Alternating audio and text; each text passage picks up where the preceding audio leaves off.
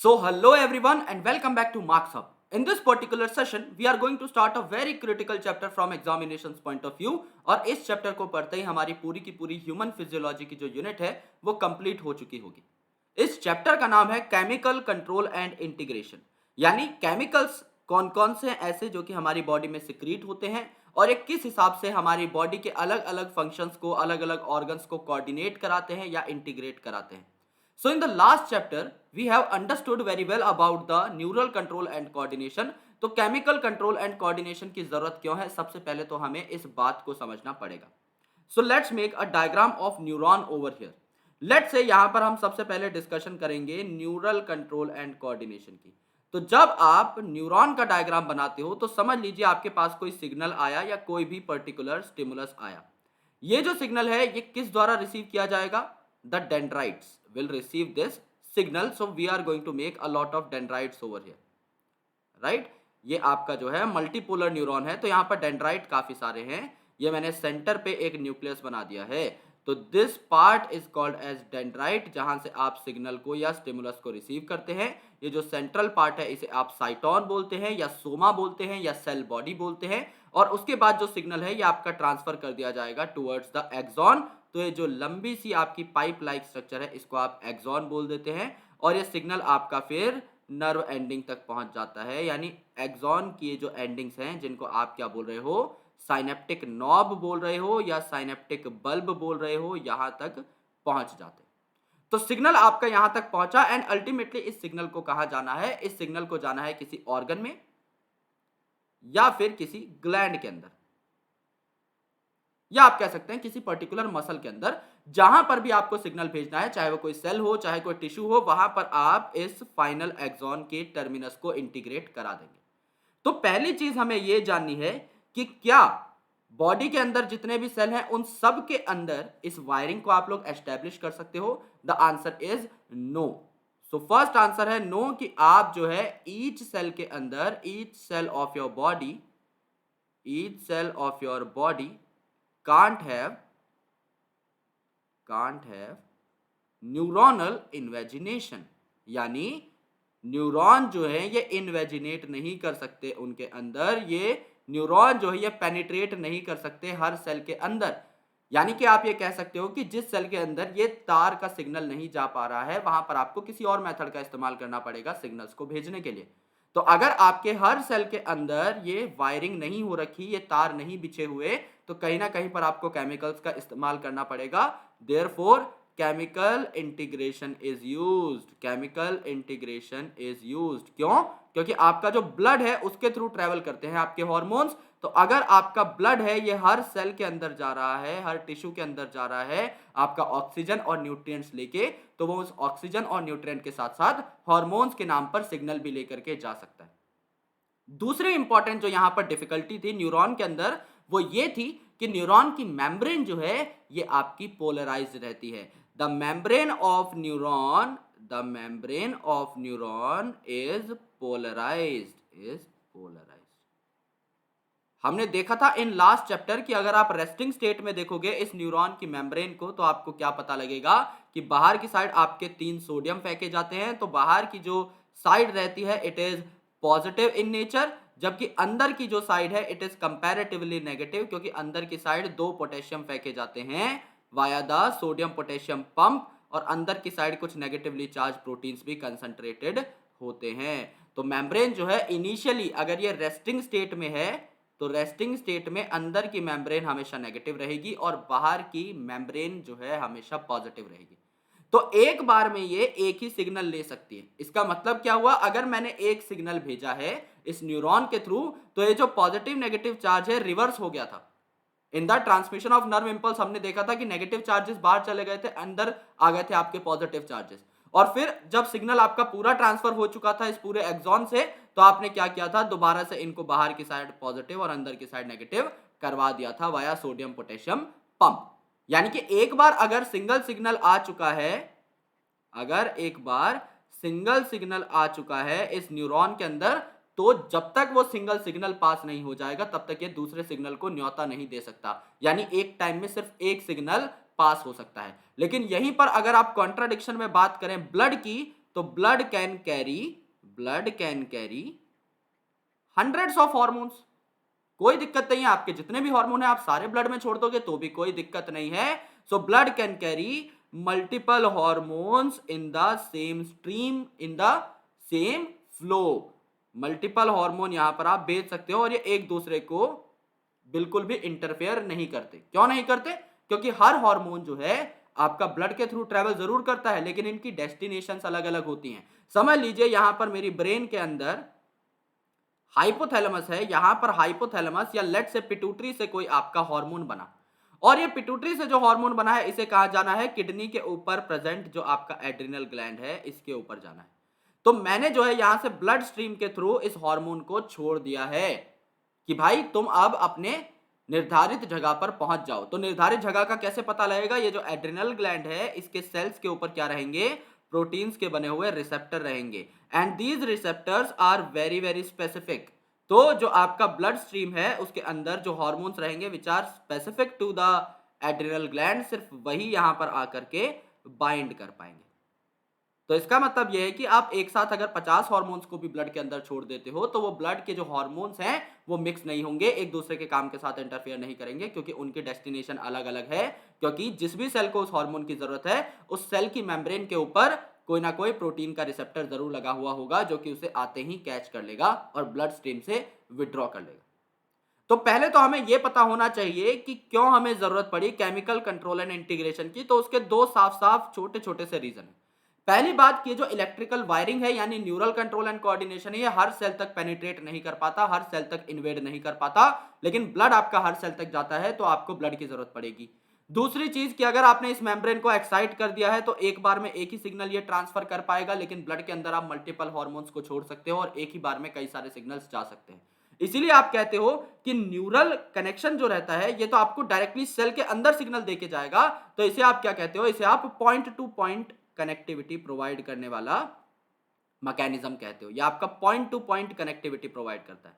जैसे आपका वायर है, अगर वायर का एक पार्ट सॉकेट में लगा हुआ है और दूसरा बल्ब में लगा हुआ है तो आपका एक पूरा का पूरा नेटवर्क है जो सॉकेट को बल्ब से कनेक्ट कर रहा है। जब आप ऑन करोगे स्विच को तो अल्टीमेटली इलेक्ट्रिसिटी इजीली ट्रांसफर हो जाएगी, राइट? लेकिन जो हार्मोन वाला सिस्टम है ये पॉइंट टू पॉइंट कनेक्टिविटी नहीं है, इसमें आप ब्लड स्ट्रीम के अंदर हार्मोन्स को छोड़ देते हो। क्यों छोड़ देते हो? क्योंकि जो हार्मोन्स हैं ये मेरे दोस्त बहुत ही लो मॉलिक्यूलर वेट के होते हैं, इनका लो मॉलिक्यूलर वेट है, इसीलिए तो इन्हें आसानी से तुम छोड़ सकते हो ब्लड के अंदर। अगर ये बहुत हैवी होते, बहुत भारी होते तो ये ब्लड से इतनी आसानी से ट्रेवल नहीं कर पाते। तो एक तो इनका लो मॉलिक्यूलर वेट है और दूसरा जो है ये आपके काफी ज्यादा स्पेसिफिक होते हैं, क्योंकि ये वहीं जाकर रुकेंगे जहां पर इनका स्पेसिफिक रिसेप्टर प्रेजेंट है, प्रोटीनेशियस रिसेप्टर।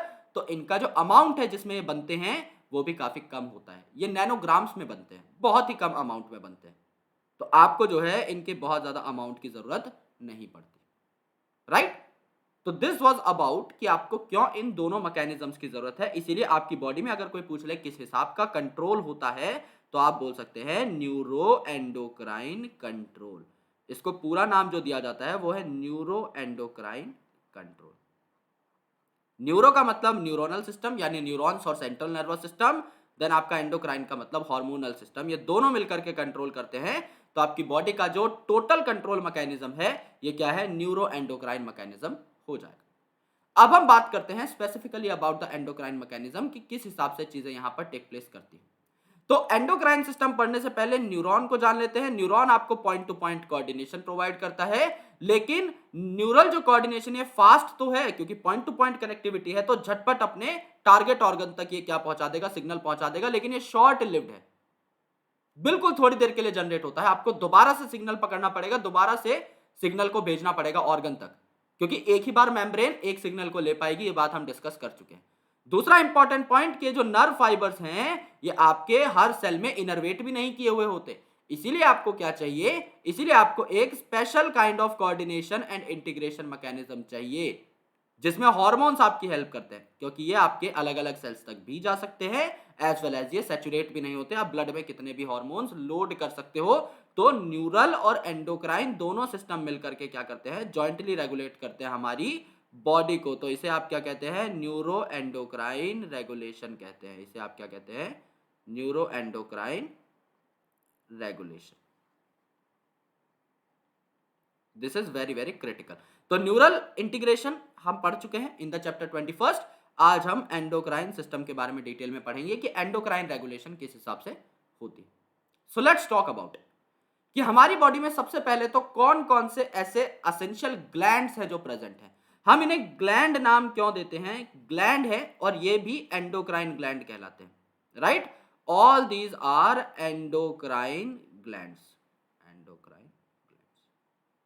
एंडोक्राइन ग्लैंड्स की एक खास बात रहती है कि ये डक्टलेस रहते हैं, इनमें कोई भी डक्ट नहीं होती, यानी कि इनमें कोई पाइप नहीं है जो कि आपके एरिया ऑफ सिंथेसिस से एरिया ऑफ जो एग्जीक्यूशन है, कोई आपको अगर मैकेनिज्म कराना है, आपको किसी जगह पर अगर कोई चेंजेस कराने हैं तो वहां तक हार्मोन आपका पाइप के थ्रू नहीं पहुंचेगा, किसी डक्ट के थ्रू नहीं पहुंचेगा, वो आपका ब्लड स्ट्रीम के थ्रू ही पहुंचेगा।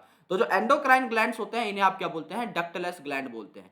जैसे आपकी ब्रेन रीजन में अगर आप देखोगे तो हाइपोथैलेमस आपका प्रेजेंट है। हाइपोथैलेमस, हाइपो का मतलब नीचे, किसके नीचे, थैलेमस के नीचे, तो इसके जस्ट ऊपर आपका जो रीजन होता है इसे आप क्या बोलते हैं, थैलेमस बोलते हैं।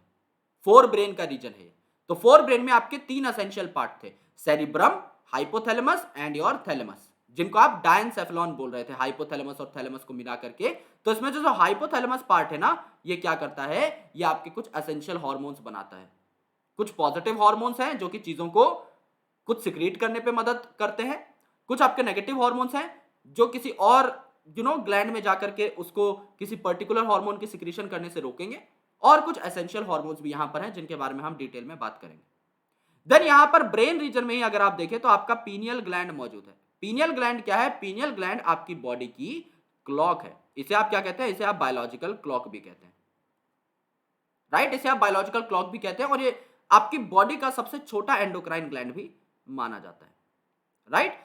क्लॉक मतलब आपको कैसे पता लगता है कि दिन हो गया, आपको कैसे पता लगता है रात हो गई। अब आप सोचोगे कि सर बाहर हमें उजाला दिख जाता है, चलो ये बात हमने मान ली, लेकिन हम जो बात करते हैं कि फीमेल के अंदर मेंसेस जो है उसका एक पर्टिकुलर टाइम रहता है, राइट। जो मेंस्ट्रुअल साइकिल रहती है वो एक पर्टिकुलर टाइम स्लॉट की होती है। हम बोलते हैं कि मेंस्ट्रुअल साइकिल 28 डेज की होती है।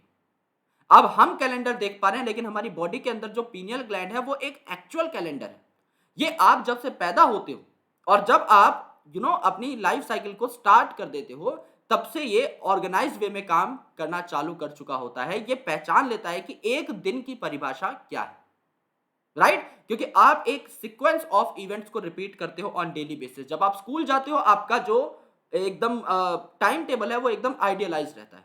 आप सुबह उठोगे, आप स्कूल जाओगे, आप वापस आओगे, आप थोड़ी देर होमवर्क करोगे, आप खेलोगे, फिर आप रात का खाना खाओगे, सो जाओगे, फिर आप दोबारा उठोगे, स्कूल जाओगे, वापस आओगे, होमवर्क करोगे, थोड़ी देर खेलोगे, खाना खाओगे, सो जाओगे एंड सो। यही साइकिल काफी सालों तक रिपीट होती है। और जब भी आपकी साइकिल में कोई चेंज आता है, जब भी आपके डेली पैटर्न में कोई चेंज आता है, वो रॉबस्ट चेंज नहीं होता, वो अचानक से नहीं आता, राइट। आप धीरे धीरे करके उन चेंजेस को इनकॉर्पोरेट करते हो, तो आपका पीनियल ग्लैंड भी जो है उसी हिसाब से सेट हो जाता है। पीनियल ग्लैंड बेवकूफ बहुत जल्दी बन जाता है। आपको रात को बढ़िया पढ़ाई करनी है तो आप अच्छी खासी लाइट जलाकर जो है पढ़ाई करने की कोशिश कीजिए। अच्छी लाइट इंटेंसिटी होती है तो पीनियल ग्लैंड को लगता है कि एक बड़ा लाइट सोर्स है, यानी कि सन है, और ये प्रिटेंड करने लगता है that you are reading in the day time, and ultimately आपकी पढ़ाई बेहतर होगी, आपको नींद कम आएगी अगर आप बढ़िया रोशनी में पढ़ाई करते हैं तो। लेकिन अगर आप एक ऐसे लैंप के साथ पढ़ाई कर रहे हैं जो सिर्फ आपकी बुक पर फोकस कर रहा है, तो आपको जल्दी नींद आने लग जाएगी। इसीलिए डार्क रूम में पढ़ाई नहीं करनी चाहिए।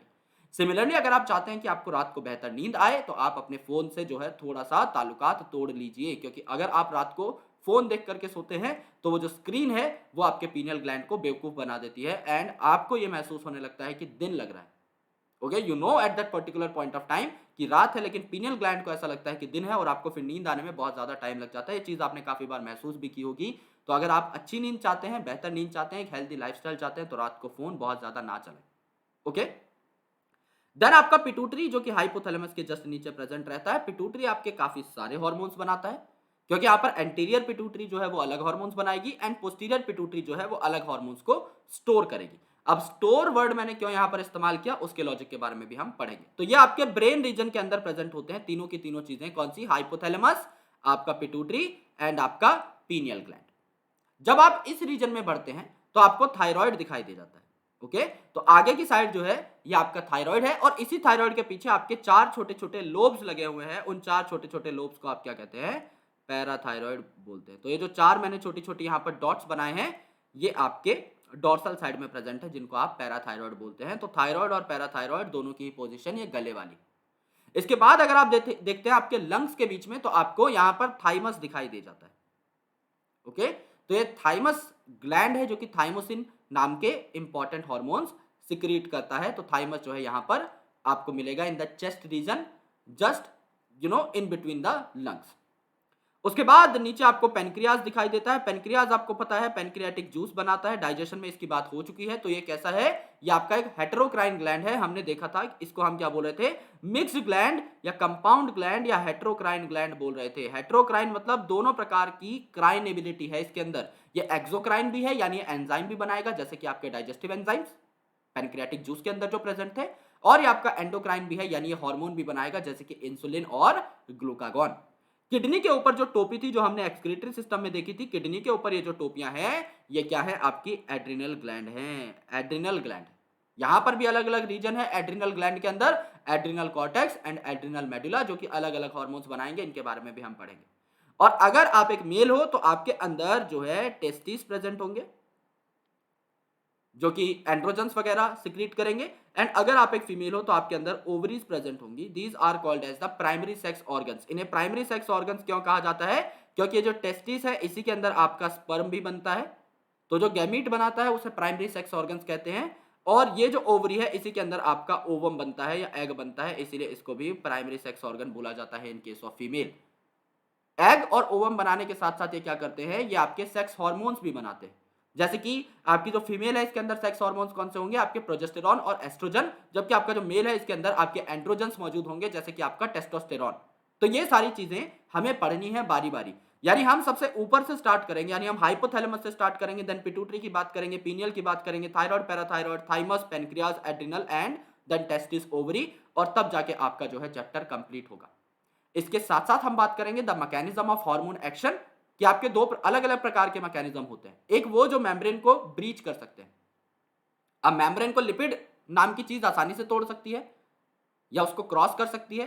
तो जो स्टेरॉइड हार्मोन्स होते हैं वो आसानी से मेम्ब्रेन को क्रॉस करके सेल के अंदर चले जाते हैं। लेकिन जैसा मैंने आपको बताया, कुछ ऐसे हार्मोन्स हैं जो कि मेम्ब्रेन को क्रॉस नहीं कर पाएंगे, तो वो रिसेप्टर तक क्या पहुंचा देते हैं, सिग्नल पहुंचा देते हैं। हमने अभी देखा था कि मेम्ब्रेन के ऊपर एक प्रोटीन का रिसेप्टर प्रेजेंट होता है जो कि सिग्नल्स को कैरी कर लेता है। तो उस प्रोटीन के रिसेप्टर से जब सिग्नल अंदर जाते हैं तो किस हिसाब से जाते हैं उसके बारे में भी हम लोग बात करेंगे। तो एंडोक्राइन ग्लैंड्स का बेसिक्स हम लोग अभी समझ लेते हैं। It includes the endocrine gland, यानी एंडोक्राइन जो सिस्टम है इसमें ग्लैंड्स प्रेजेंट होते हैं, which are often called as the ductless gland. और यहां पर ग्लैंड जो है ये ऑर्गन की तरह तो काम कर ही सकते हैं, काफी बार कुछ ऐसे डिफ्यूज्ड टिश्यूज हैं या सेल्स हैं जो कि क्या बनाते हैं, हार्मोन्स बनाते हैं। हमने कहां देखी थी ये चीज, हमने डाइजेस्टिव सिस्टम में देखी थी कि कुछ आपके पेट के सेल हैं, गैस्ट्रिक सेल्स, जो कि इंपॉर्टेंट हार्मोन्स बना रहे थे, जैसे कि आपका गैस्ट्रिन वगैरह बन रहा था, सिक्रेटिन वगैरह बन रहा था, कोलेसिस्टोकाइनिन वगैरह बन रहा था। तो ये सारी चीजें आपकी टिश्यूज से बनती हैं या कुछ स्पेशलाइज्ड सेल्स से बनती हैं। तो जरूरी नहीं है कि एंडोक्राइन सिस्टम के अंदर सारे के सारे बढ़िया ग्लैंड्स ही हो सकता है कुछ आपके टिश्यूज और सेल्स हो जो कि इंपॉर्टेंट हार्मोन्स बनाने का काम कर रहे हो। इनकी जो सिक्रीशंस होती है इनको हार्मोन बुलाते हो आप। और हार्मोन की खास बात क्या है, ये ब्लड स्ट्रीम में छोड़ दी जाती है, क्योंकि endocrine gland are the ductless gland, और ये डिस्टेंटली लोकेटेड ऑर्गन्स तक पहुंच जाती है, क्योंकि वहां पर आपका स्पेसिफिक रिसेप्टर है जो इनसे सिग्नल को कैरी कर लेता है, इसीलिए कहीं और नहीं जाते। समझ लीजिए कि आपको पेट में दर्द है, अब आप एक गोली खाते हो, आप एक दवाई खाते हो, तो वो पेट दर्द को ही ठीक करती है, आपको कोई और साइड इफेक्ट नहीं होता। क्यों? क्योंकि वो जो गोली है वो पेट के कुछ सेल्स के लिए ही बनी है और वहां पर उस ड्रग का रिसेप्टर भी प्रेजेंट रहता है। तो आप अगर उस दवा को खाओगे तो आपके सिर्फ पेट पर ही वो इंपैक्ट करेगा, आपके कहीं और किसी और ऑर्गन पर जाकर साइड इफेक्ट नहीं दिखाएगा।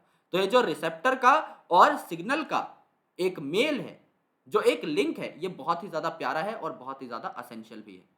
हॉर्मोन्स क्या होते हैं, इनकी डेफिनेशन अलग अलग तरीके से दी जा सकती है, लेकिन सबसे स्टैंडर्ड जो डेफिनेशन है वो ये है कि hormones are non nutrient chemicals. Non nutrient chemical क्यों बोले, क्योंकि अगर ये न्यूट्रिएंट होते तो आपकी बॉडी क्या करती, इन्हें रास्ते में ही डाइजेस्ट करके खा जाती। आपने अपने ब्लड के अंदर इन हार्मोन्स को छोड़ दिया है, अगर ये न्यूट्रिएंट होते तो इनकी भी डाइजेशन हो जाती और ब्लड के थ्रू जो आपके न्यूट्रिएंट पहुंच रहे हैं या ऑक्सीजन पहुंच रहा है अलग अलग टिश्यूज तक, वहां पर ये भी खाने के तौर पे पहुंच जाता, क्योंकि ये भी बेसिकली प्रोटीन है, इनको भी आप तोड़ देते और इनका खात्मा हो जाता। तो इनका नॉन न्यूट्रिएंट होना जरूरी है, हमें एक पता होना चाहिए बात का कि ये जो है खाने पीने की चीज नहीं है जिससे हमारे एंजाइम इन्हें ना छेड़े।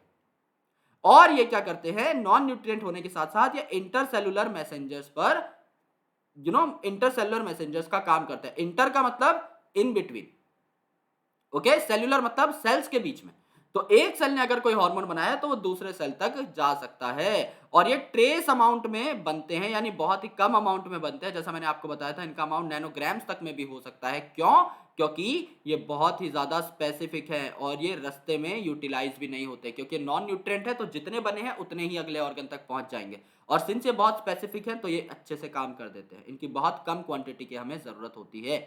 लेकिन ये जो नई डेफिनेशन है जो हमने अभी पढ़ी कि hormones are the non nutrient chemical, और ये दो सेल्स के बीच में ट्रेवल कर सकते हैं और ट्रेस अमाउंट में बनते हैं, इस डेफिनेशन में काफी सारे नए मॉलिक्यूल्स भी इनकॉर्पोरेट हो चुके हैं अदर देन हार्मोन्स, जैसे कि आपके ग्रोथ फैक्टर्स। आपके ग्रोथ फैक्टर्स जो है these are hormone like chemicals, these are not exact hormones, लेकिन ये हार्मोन लाइक केमिकल्स होते हैं जो कि आपके ग्रोथ में और डेवलपमेंट में हेल्प करते हैं। तो ये भी आपके इस डेफिनेशन के अंदर इनकॉर्पोरेट हो चुके हैं, राइट।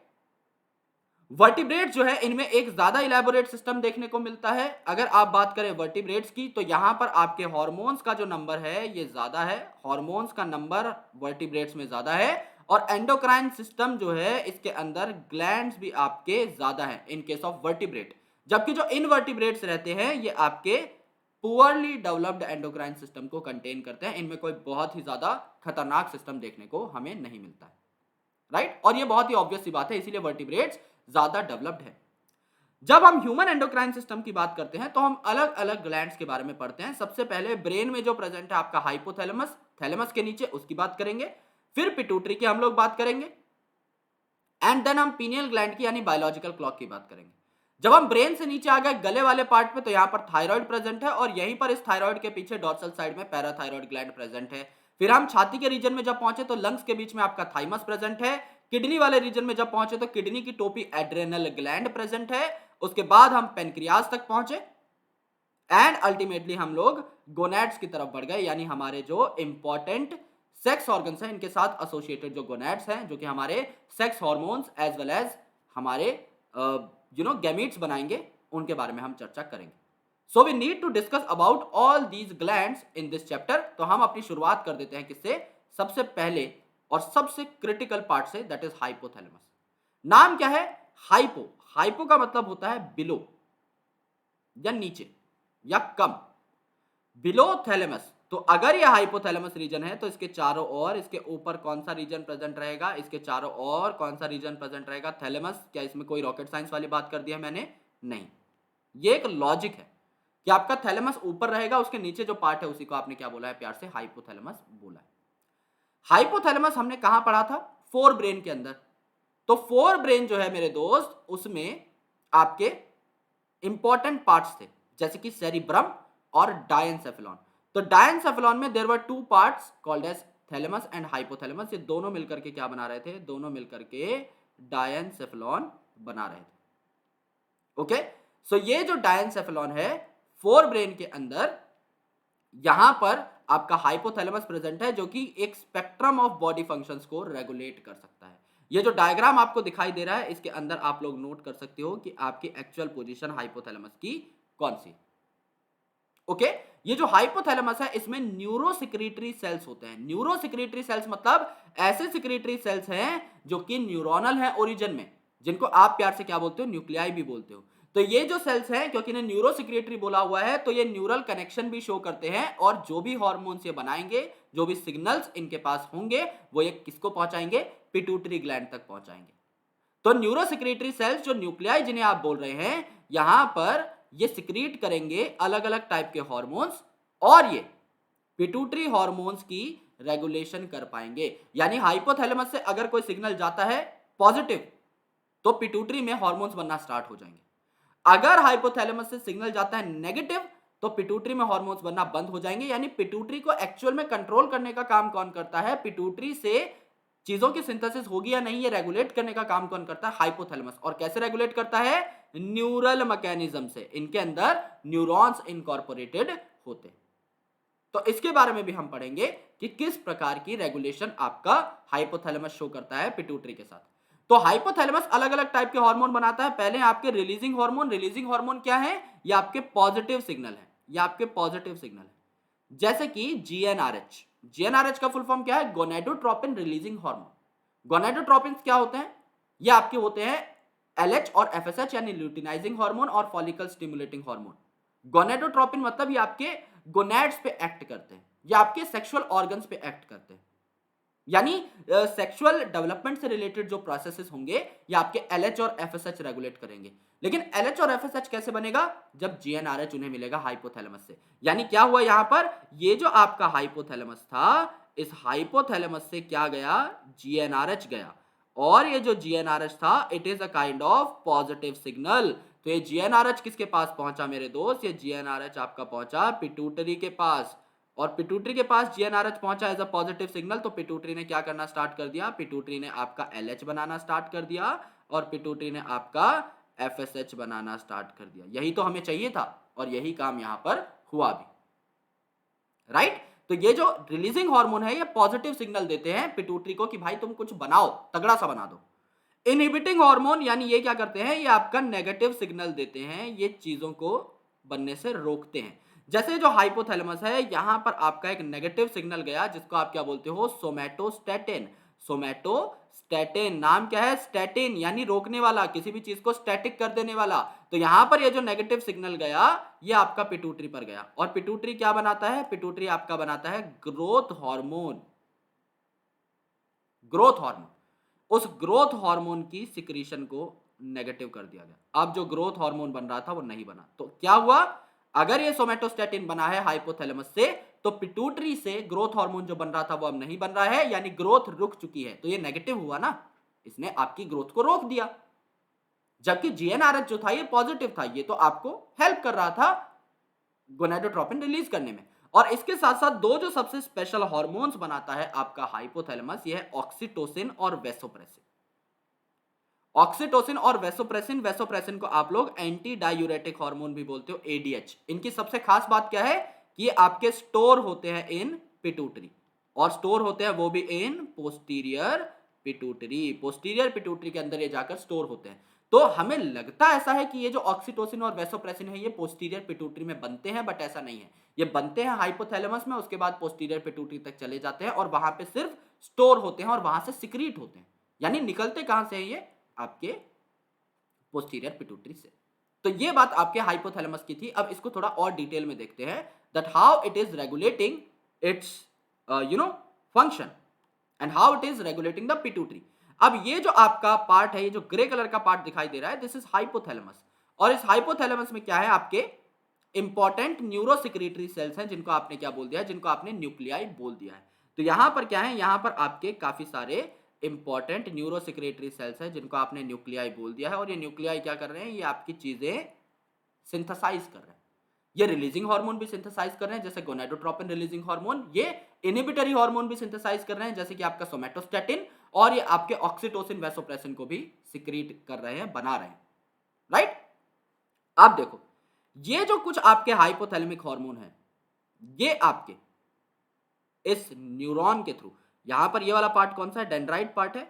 इस डेंड्राइट पार्ट से आपके हाइपोथैलेमस से सिग्नल ले लिया गया, इसको एक्सॉन से पास किया गया एंड डायरेक्टली एंटीरियर पिट्यूटरी में ना जाकर, ये जो थैला है ना नीचे, ये वाला, इसे आप एंटीरियर पिट्यूटरी बोल रहे हैं, जो आपको ऑरेंज कलर में दिखाई दे रहा है। ये जो पार्ट है, लेजर पॉइंटर लेके दिखाता हूं, ये जो पार्ट है ना, ये एंटीरियर पिट्यूटरी है। तो यहां तक आपका पिट्यूटरी, तो एंटीरियर पिट्यूटरी ये वाला और पोस्टीरियर पिट्यूटरी ये वाला। तो एंटीरियर पिट्यूटरी में डायरेक्टली आपका न्यूरॉन नहीं आ रहा है, इस बात को याद रखना है। न्यूरॉन ने क्या किया? न्यूरॉन ने अपना सिग्नल दे दिया इस पोर्टल सर्कुलेशन को। पोर्टल सर्कुलेशन मतलब दो ऑर्गन्स के बीच में जब सर्कुलेटरी सिस्टम एस्टेब्लिश हो जाता है तब उसे पोर्टल सर्कुलेशन बोल दिया जाता है। यानी आपके जो इंपॉर्टेंट सिग्नल्स थे हाइपोथैलेमस से, वो पोर कर दिए गए इस ब्लड के अंदर, इस ब्लड के अंदर पोर कर दिए गए। और इस ब्लड के थ्रू होते हुए ये जो सिग्नल थे ये कहां पहुंचे? एंटीरियर पिट्यूटरी में पहुंचे। यानी एंटीरियर पिट्यूटरी में जो सिग्नल आए ये ब्लड के थ्रू आए, ये ब्लड के थ्रू आए। सो मैं यहां पर लिख देता हूं कि ब्लड के थ्रू आपके सिग्नल्स आए हैं फ्रॉम हाइपोथैलेमस। लेकिन मेरे दोस्त यहां पर जो आपका ये रीजन है हाइपोथैलेमस का, इसमें एक न्यूरॉन है which is very large and it is directly giving its axon to the posterior pituitary. यहाँ पे एक्सॉन जो है ये खुद पोस्टीरियर पिट्यूटरी के अंदर घुस चुका है। तो पोस्टीरियर पिट्यूटरी में सिग्नल कैसे आए? आपके सिग्नल जो आए ये न्यूरॉन के थ्रू आए। बात समझ में आई कि एंटीरियर और पोस्टीरियर पिट्यूटरी में डिफरेंस क्या है? पहला डिफरेंस हमें इनकी कंडक्शन से ही पता लग जाना चाहिए। डिफरेंस क्या हुआ? जो एंटीरियर पिट्यूटरी है उसमें सबसे पहले क्या हुआ, हाइपोथैलेमस से एक न्यूरॉन सिग्नल लेकर आया, लेकिन वो न्यूरॉन क्योंकि डायरेक्टली इन्वेड नहीं हो सकता आपका एंटीरियर पिट्यूटरी में, तो उसने पोर्टल सर्कुलेशन में अपना क्या दे दिया, सिग्नल दे दिया, और वो सिग्नल आपका कहां तक पहुंच गया, एंटीरियर पिट्यूटरी तक पहुंच गया। यानी जो आपके रिलीजिंग हार्मोन है, जो आपके इनहिबिटरी हार्मोन है, वो यहां तक पहुंच जाएंगे। लेकिन आपके कुछ न्यूरॉन्स जो हैं वो डायरेक्टली पोस्टीरियर पिट्यूटरी के अंदर एंटर करते हैं। तो जो ऑक्सीटोसिन और वेसोप्रेसिन बन रहे थे आपके हाइपोथैलेमस के अंदर, वो पोस्टीरियर पिट्यूटरी तक कैसे पहुंचेंगे? डायरेक्टली न्यूरॉन्स के थ्रू पहुंच जाएंगे, और पोस्टीरियर पिट्यूटरी इनको स्टोर करके रखेगा और बाद में अपने अंदर से रिलीज कर देगा। तो बनाता कौन है ऑक्सीटोसिन वेसोप्रेसिन? सिंथेसाइज कौन करता है? हाइपोथैलेमस। और सिक्रीट कौन करेगा? सिक्रीट करना मतलब आगे भेजना। कौन भेजेगा? आपका पोस्टीरियर पिट्यूटरी भेजेगा स्टोर करने के बाद। सो हाइपोथैलेमस जो है इसमें क्या क्या हुआ? These hormones originating in the hypothalamic neuron pass through axons and are released from their nerve ending। यानी हार्मोन्स जो भी बन रहे हैं आपके हाइपोथैलेमिक न्यूरॉन से, वो आगे इन्हीं न्यूरॉन्स की मदद से भेज दिए जाएंगे इन द पिट्यूटरी। लेकिन these hormone reach the pituitary gland through a portal circulatory system। तो जिस पिट्यूटरी के पार्ट में पोर्टल सर्कुलेटरी सिस्टम से आ रहा है सामान, वो एंटीरियर पिट्यूटरी होगी। इसमें डायरेक्ट आपका न्यूरोनल इन्वेजिनेशन नहीं है, इसमें डायरेक्टली एक्सॉन एंट्री नहीं कर रहा है। लेकिन जो पोस्टीरियर पिट्यूटरी का पार्ट है ये आपका डायरेक्ट न्यूरल रेगुलेशन में होता है, यानी यहां पर डायरेक्ट आपका क्या हो रहा है, एक्सॉन इन्वेड कर रहा है। ये जो हमने यहां पर बनाया है डायरेक्टली एक्सॉन ही आकर के अपने सिग्नल दे रहा है। अब जो ऑक्सीटोसिन एंड वेसोप्रेसिन बने थे ये आपके एक्सोनली ट्रांसपोर्ट होते हैं एंड स्टोर होते हैं इन द पिट्यूटरी। कौन सी पिट्यूटरी में? पोस्टीरियर पिट्यूटरी में। हमें कैसे पता लगा सर? यहाँ पे तो लिखा नहीं हुआ मेरे भाई, कहा हुआ है कि दे आर ट्रांसपोर्टेड एक्सोनली, यानी एक्सॉन से आ रहे हैं। और एक्सॉन आपका कहाँ इन्वेड कर रहा है? एक्सॉन आपका पोस्टीरियर पिट्यूटरी में इन्वेड कर रहा है। तो आपके ऑक्सीटोसिन वेसोप्रेसिन कहाँ मिलेंगे? आपको पोस्टीरियर पिट्यूटरी में मिलेंगे। ऑक्सीटोसिन और आपके वेसोप्रेसिन यहां पर लिख भी देता हूं जिससे हमेशा याद रहे। राइट, ये आपके यहीं पर स्टोर होंगे और यहीं से आगे जो है सिक्रीट होंगे जहां पर भी इनको काम रहेगा। अब बात करते हैं पिट्यूटरी ग्लैंड की। तो हाइपोथैलेमस में हमने क्या देखा कि जो आपका फोर ब्रेन का डायंसेफेलॉन रीजन है उसका पार्ट है आपका हाइपोथैलेमस। तीन अलग अलग तरीके के हार्मोन्स बना सकता है। एक तो पोस्टीरियर पिट्यूटरी में जाएंगे डायरेक्टली एक्सॉन्स की हेल्प से, जिन्हें ऑक्सीटोसिन एंड वेसोप्रेसिन बोल दिया गया। दो प्रकार के हार्मोन्स हैं, एक जो प्रमोट करता है जिसे रिलीजिंग हार्मोन बोला, फॉर एग्जांपल आपका गोनेडोट्रोपिन रिलीजिंग हार्मोन, जो कि पिट्यूटरी से LH-FSH बनाने की दरख्वास्त करेगा, और आपके इनहिबिटरी हार्मोन जो आपके किसी बनती हुई चीज को रोक देगा। जैसे कि ग्रोथ हार्मोन बन रहा था उसको रोक दिया कि भाई मत बनाओ, इसे हमने सोमेटोस्टेटिन बोल दिया था। अब पिट्यूटरी ग्लैंड है तो एक बोनी कैविटी होती है आपकी जिसको आप सेला टर्सिका बोलते हो। सेला टर्सिका नाम की बोनी कैविटी के अंदर ब्रेन में ये जो आपको दिखाया हुआ है this is your sella turcica, and यहां पर जो है आपका पिट्यूटरी ग्लैंड प्रेजेंट है इस पर्टिकुलर पॉइंट पर। इस सेला टर्सिका नाम की कैविटी के अंदर पिट्यूटरी ग्लैंड प्रेजेंट रहता है। It is attach to hypothalamus by stalk. अब हाइपोथैलेमस और पिट्यूटरी के बीच में एक स्टॉक रहती है। जैसे ये हाइपोथैलेमस है, ये नीचे वाला पिट्यूटरी है, तो ऊपर वाला देखो हाइपोथैलेमस रीजन था, ये आपका नीचे वाला पिट्यूटरी रीजन था। तो इसके बीच में क्या रीजन है? इसके बीच में जो स्टॉक है जिसे हम स्टॉक बोल रहे हैं that is called as infundibulum. इसे हम स्टॉक बोल रहे हैं। तो स्टॉक के ऊपर मैं डब्बा लगा देता हूं और स्टॉक के ऊपर मैं यहां पर भी डब्बा लगा देता हूं so that you can relate कि स्टॉक का नाम क्या है, इन्फंडिबुलम है। तो ये इन्फंडिबुलम क्या करता है? ये इन्फंडिबुलम जो है आपके हाइपोथैलेमस को कनेक्ट करता है किससे? पिट्यूटरी से। नाउ दो पार्ट है इस पिट्यूटरी ग्लैंड के, एक तो आपका एंटीरियर पिट्यूटरी और एक आपका पोस्टीरियर पिट्यूटरी। जो आपका एडिनो हाइपोफाइसिस है, एडिनो हाइपोफाइसिस में दो पार्ट्स होते हैं, pars distalis which is commonly called as the anterior pituitary, और इसके बीच में एक मीडियन पार्ट रहता है जिसको आप बोलते हैं पार्स इंटरमीडिया। इंटरमीडिया मतलब ये इंटरमीडिएट है आपका पोस्टीरियर और एंटीरियर के बीच में। और दूसरा जो पार्ट है it is called as neurohypophysis, जिसको आप पार्स नर्वोसा भी बोलते हो, and it is specifically called as the posterior pituitary, इसे आप पोस्टीरियर पिट्यूटरी बोलते हैं। तो अगर मुझे टोटल एक एनालिसिस करना हो तो मैं क्या बोलूंगा, मैं ये बोलूंगा जो आपकी पिट्यूटरी है इसमें दो रीजन होते हैं, जो आपका पिट्यूटरी ग्लैंड है इसमें दो रीजन है। पहला जो रीजन है इसे आपने क्या बोला, पहला जो रीजन है इसे आपने बोला एडिनोहाइपोफाइसिस, इसे आपने बोला एडिनोहाइपोफाइसिस। और दूसरा जो रीजन है इसको आपने बोला न्यूरोहाइपोफाइसिस, न्यूरोहाइपोफाइसिस। नाउ इनके अंदर भी पर्टिकुलरली पार्ट्स है। Adenohypophysis, a for adeno, a for anterior pituitary, तो इसके अंदर क्या होगा, आपका पार्स डिस्टेलिस प्रेजेंट होगा, पार्स डिस्टेलिस। ये डिस्टेलिस क्या है, ये आपका एंटीरियर पिट्यूटरी है। और इसके बाद है पार्स इंटरमीडिया, ये इंटरमीडिएट स्टेज पे प्रेजेंट रहता है, यानी कि आपका इस डिस्टेलिस और यहां पर जो पार्स नर्वोसा है इसके बीच में प्रेजेंट रहेगा, इसके बीच में प्रेजेंट रहेगा। ह्यूमंस के अंदर क्या होता है, जो पार्स डिस्टेलिस है यानी एंटीरियर पिट्यूटरी, और ये जो आपका इंटरमीडिएट लाइन है जिसको आप पार्स इंटरमीडिया बोलते हो, ये लगभग फ्यूज्ड रहता है, तो आप इनको मिलाकर ही एंटीरियर पिट्यूटरी बोल देते हो। लेकिन अगर आप बाकी एनिमल्स में देखें तो अलग से एज अ रिज भी प्रेजेंट हो सकता है। तो यहां पर आपका देखो पार्स डिस्टेलिस है, ये वाला पार्ट जो है आपका पार्स डिस्टेलिस है। यहां पर जो पार्ट है ये आपका क्या है, पार्स नर्वोसा है यानी एंटीरियर पोस्टीरियर पिट्यूटरी। और इसके बीच में ये जो लाइन है, इसके बीच में ये जो पतली सी लाइन अलग से दिखाई दे रही है, इंटरमीडिएट रीजन जो एंटीरियर और पोस्टीरियर पिट्यूटरी को कनेक्ट करता है, यानी जो पार्स डिस्टेलिस और पार्स नर्वोसा को कनेक्ट करता है, इसे आपने क्या बोल दिया, पार्स इंटरमीडिया बोल दिया। और जो इनफंडिबुलम में रीजन प्रेजेंट है इसे आप पार्स ट्यूबेरालिस बोलते हैं, लेकिन ये हमें नहीं पढ़ना रहता यूजुअली। तो पार्स ट्यूबेरालिस कहां प्रेजेंट है, ये आपका इनफंडिबुलम यानी आपका स्टॉक में प्रेजेंट रहता है। जो स्टॉक आपकी कनेक्ट कर रही है उसमें भी आपका एक रीजन प्रेजेंट है, that is called as pars tuberalis. Tuberalis का मतलब ट्यूब के अंदर, जो ट्यूब कनेक्ट कर रही है आपके हाइपोथैलेमस को पिट्यूटरी ग्लैंड से। तो पहले तो ये समझ में आना चाहिए कि एंटीरियर पिट्यूटरी कौन सी है और पोस्टीरियर पिट्यूटरी कौन सी है, राइट। तो आपका जो ओवरऑल पिट्यूटरी ग्लैंड है इसमें आपके कुछ रीजन्स हैं, जिन्हें आपने बोला adenohypophysis, a for adeno, a for your anterior pituitary. तो जो न्यूरोहाइपोफाइसिस बचा इसमें n for neuro, n for nervosa, इसे आप पोस्टीरियर पिट्यूटरी भी बोलते हैं। ओके, अब देखो यार यहां पर ये जो पार्स डिस्टेलिस है ये क्या है, ये आपकी एंटीरियर पिट्यूटरी है। यहां पर पार्स इंटरमीडिया है एंड पार्स नर्वोसा जो है ये क्या है, आपकी पोस्टीरियर पिट्यूटरी है। और ये जो पार्स ट्यूबेरालिस है, जो ट्यूब है जिससे ये आपका कनेक्ट हो रहा है हाइपोथैलेमस से पिट्यूटरी ग्लैंड, ये आपके ट्यूब का पार्ट है, यानी आपके स्टॉक का पार्ट है, यानी आपके इनफंडिबुलम का पार्ट। ओके, तो पिट्यूटरी ग्लैंड जो है इसके दो मेजर पार्ट्स जो थे इनको हमने क्या बोला, एडिनोहाइपोफाइसिस के pars distalis which is actually called as the anterior pituitary, and pars intermedia जो कि एंटीरियर और पोस्टीरियर पिट्यूटरी को क्या करता है, कनेक्ट करता है। तो इनके बारे में अब हम सेपरेटली पढ़ने वाले हैं। तो पार्स डिस्टेलिस जो है जिसको आपने एंटीरियर पिट्यूटरी बोला, इसमें कौन कौन से हार्मोन बनेंगे मैं आपको बता देता हूं ह्यूमन के रिस्पेक्ट में, क्योंकि ह्यूमन में आप आगे चल के पॉइंट पढ़ेंगे, एनसीईआरटी में गिवन है कि एंटीरियर पिट्यूटरी यानी पार्स डिस्टेलिस और पार्स इंटरमीडिया फ्यूज्ड होते हैं। तो मैं यहां पर लिख भी देता हूं, इसमें कोई भी गलत बात नहीं है।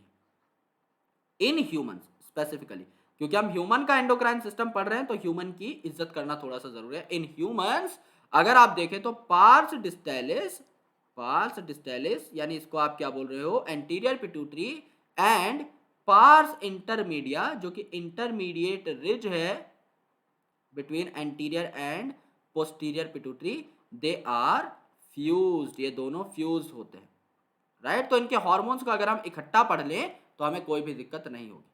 हमें गाड़ने हैं पीएमटी में झंडे, यानी प्री मेडिकल टेस्ट में झंडे। आपका जो नीट है इसे आप पहले पीएमटी बोलते थे, ओके, नीट का नाम पहले एआईपीएमटी था। तो पीएमटी में हमें क्या गाड़ने हैं, झंडे गाड़ने हैं, दैट इज पीएमटी फ्लैग। ये हमारी ट्रिक है, इससे आपको एंटीरियर पिट्यूटरी के सारे हार्मोन्स याद हो जाएंगे। एम जो है इस पे आप अलग से गोला कर सकते हो, एम जो है ये आपके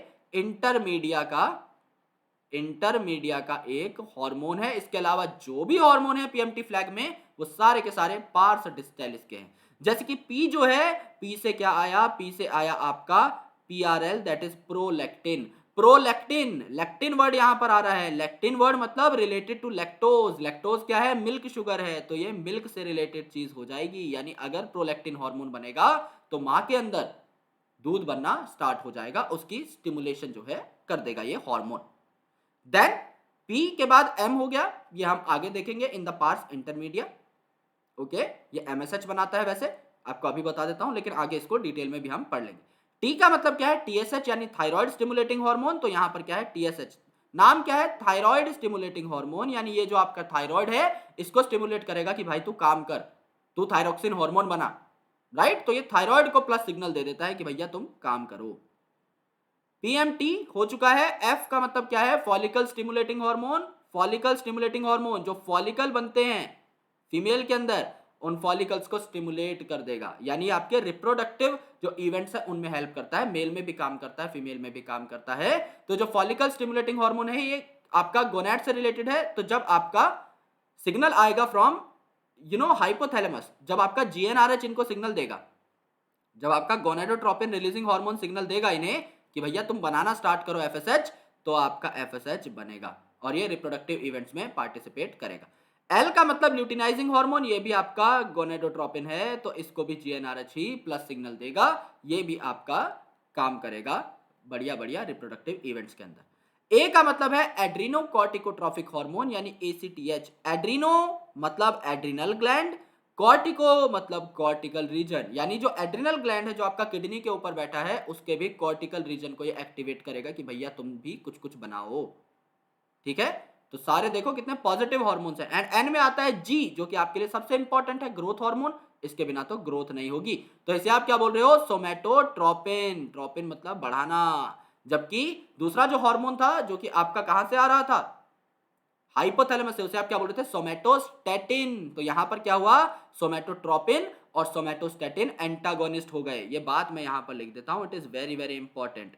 सोमैटोट्रोपिन, सोमैटोट्रोपिन क्या करता है, ग्रोथ को बढ़ा देता है, सोमैटोट्रोपिन क्या करेगा, ग्रोथ को बढ़ा देगा, जबकि आपका जो सोमैटोस्टैटिन है, जो आपका सोमैटोस्टैटिन है ये ग्रोथ को घटा देगा, तो ये दोनों कैसे हो गए, एंटागोनिस्टिक हो गए। एंटागोनिस्टिक मतलब एक दूसरे से अपोजिट काम करने वाले, और अगर ये साथ काम करते, एक जैसा कोई काम करता, तो उन्हें सिनर्जिस्टिक कहा जाता है कि हाँ भैया एक दूसरे के संगी साथी हैं।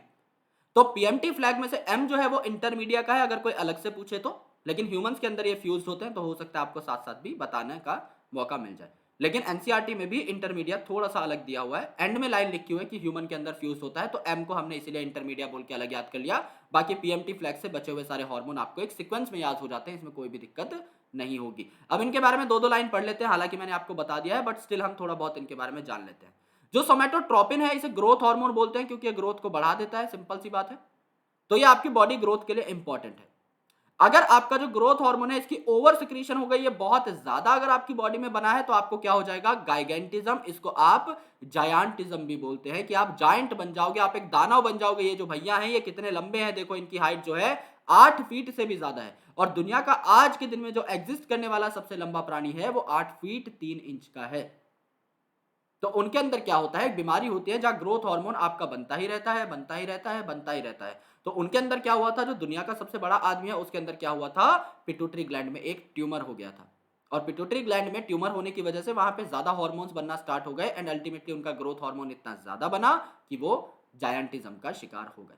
अगर आपका ग्रोथ हार्मोन कम बनता है तो आप छोटे रह जाओगे, जाहिर सी बात है, तो आप ड्वार्फिज्म का शिकार हो जाओगे, यानी आपकी इन भैया जितनी ग्रोथ रह जाएगी, तो आपकी बॉडी में नॉर्मली बनना चाहिए, राइट, जैसे कि आपके अंदर है, हमारे अंदर है, नॉर्मली बनना चाहिए, कम और ज्यादा बनने पर यह बीमारी कॉज कर सकते हैं।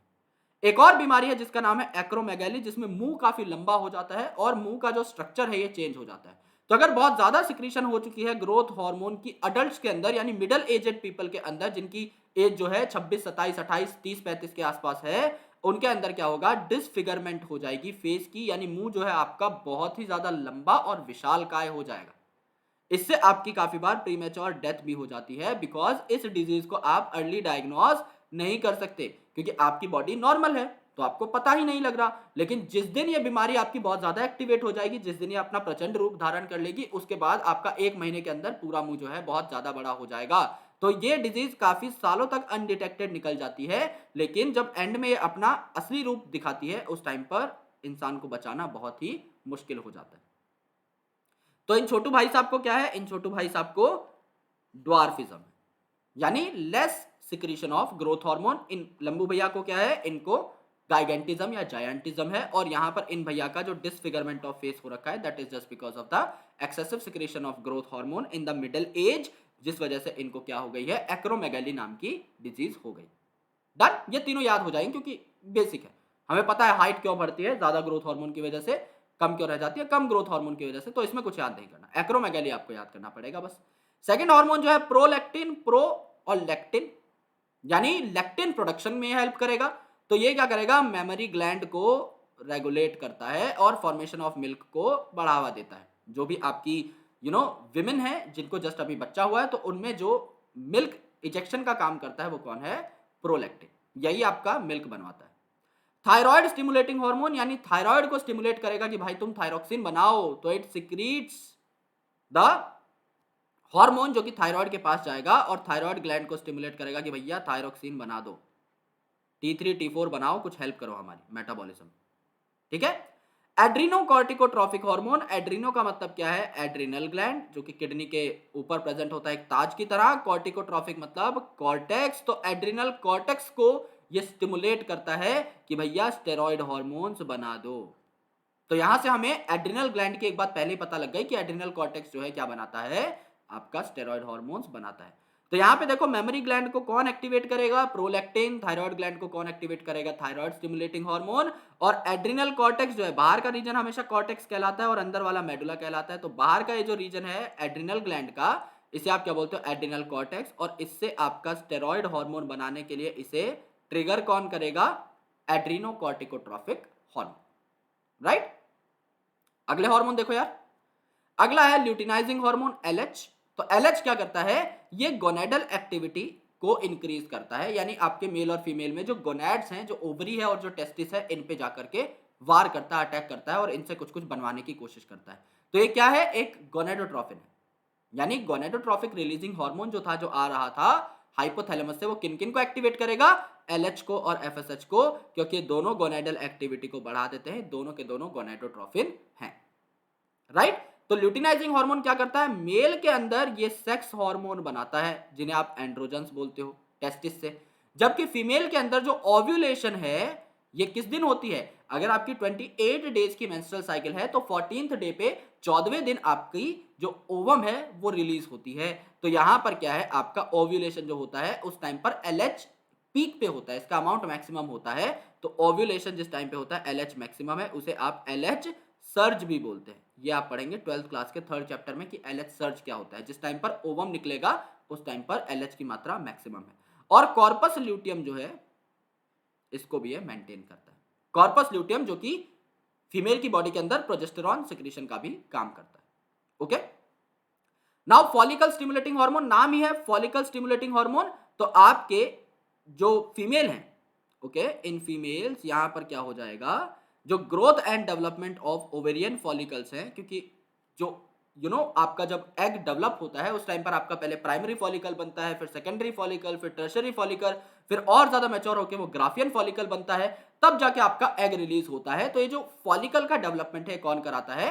फॉलिकल स्टिमुलेटिंग हार्मोन, नाम से ही साफ है। लेकिन मेल के अंदर ये क्या कराएगा? मेल के अंदर जो FSH है, ये एंड्रोजन के साथ मिलकर, यानी आपके जो इंपॉर्टेंट सेक्स हार्मोन्स हैं मेल के अंदर, इनके साथ मिलकर स्पर्मेटोजेनेसिस का प्रोसेस रेगुलेट करता है, यानी स्पर्म प्रोडक्शन करवाता है। तो फीमेल के अंदर फॉलिकल फॉर्मेशन और मेल के अंदर sperm production. Luteinizing hormone mail के अंदर आपका एंड्रोजन फॉर्मेशन, जबकि फीमेल के अंदर क्या करा रहा है? आपका कॉर्पस ल्यूटियम की मेंटेनेंस करा रहा है, एज वेल एज आपके ओवम को रिलीज करा रहा है। ये आपके पिट्यूटरी ग्लैंड के हार्मोन है, वो भी एंटीरियर पिट्यूटरी के, यानी पार्स डिस्टेलिस के। अब अगर आप देखोगे कि पार्स डिस्टेलिस के बाद आता है पार्स इंटरमीडिया, तो इसमें क्या है? आपका एक ही हार्मोन बनता है, जो मैंने आपको एनसीईआरटी की लाइन बताई थी कि ह्यूमंस के अंदर it is almost merged with pars distalis, यानी पार्स इंटरमीडिया जो है ये आपका पास डिस्टेलिस के साथ क्लोज्ड एसोसिएशन में रहता है एंड इवन मर्ज भी हो जाता है। ये एक ही हार्मोन बनाता है जिसका नाम है एमएसएच। एमएसएच का मतलब है मेलानोसाइट स्टिमुलेटिंग हार्मोन। मेलानोसाइट मतलब ऐसे सेल, ऐसे साइट जो कि मेलानिन सिक्रेट करते हैं या मेलानिन प्रोड्यूस करते हैं। तो एमएसएच जो है it act on melanocyte to regulate the pigmentation of skin, क्योंकि मेलानिन क्या है, ये आपको गोरा या सांवला बना सकता है। अगर आप एक ऐसी जगह पर रहते हो जहां पर सूरज जो है वो प्रचंड है, तो उस टाइम पर क्या रहेगा, सूरज से जो आने वाली किरणें रहती हैं ये आप लोगों के लिए काफी ज्यादा हार्मफुल हो सकती हैं। आपकी स्किन को प्रोटेक्ट करने के लिए आपकी स्किन को डार्क कर दिया जाता है, यानी अगर आप सांवले हो या फिर अगर आपकी स्किन डार्क है तो उसमें आपकी कोई गलती नहीं है, ये चीजें एकदम नॉर्मल होती हैं। इसीलिए कहा जाता है कि कलर से किसी को जज नहीं करना चाहिए या फिर डिस्क्रिमिनेट नहीं करना चाहिए, because it is not your flaw, that is just because of the hormones जो कि आपकी बॉडी को प्रोटेक्ट करती हैं। और आप ये भी कह सकते हो कि जो डार्क लोग हैं वो ज्यादा प्रोटेक्ट कर सकते हैं अपने आप को from the harmful sun radiation as compare to that of light people, तो वो ज्यादा एडवांटेजियस, वो डिसएडवांटेज नहीं है, वो एडवांटेजियस है। तो यहां पर जो मेलानोसाइट है मेरे दोस्त, ये सेल मेलानिन सिक्रीट करते हैं जो कि पिगमेंटेशन का ध्यान देते हैं, यानी आपकी स्किन जो है ये डार्क होगी या लाइट होगी, टोटली इसी पे डिपेंड करता है। राइट, ये आपका इंटरमीडिया है। अब बात कर लेते हैं about the posterior pituitary, that is pars nervosa. तो न्यूरोहाइपोफाइसिस जो है, जो आपका पार्स नर्वोसा कैरी करता है, जिसे आप पोस्टीरियर पिट्यूटरी भी बोलते हैं, इसमें आपके दो हार्मोन बनके कहां से आए, आपके हाइपोथैलेमस से। मैंने आपको क्या बताया था कि ऑक्सीटोसिन और वेसोप्रेसिन जो है हाइपोथैलेमस के हार्मोन है, ये स्टोर और सिक्रीट होंगे कहां से, आपके पोस्टीरियर पिट्यूटरी से।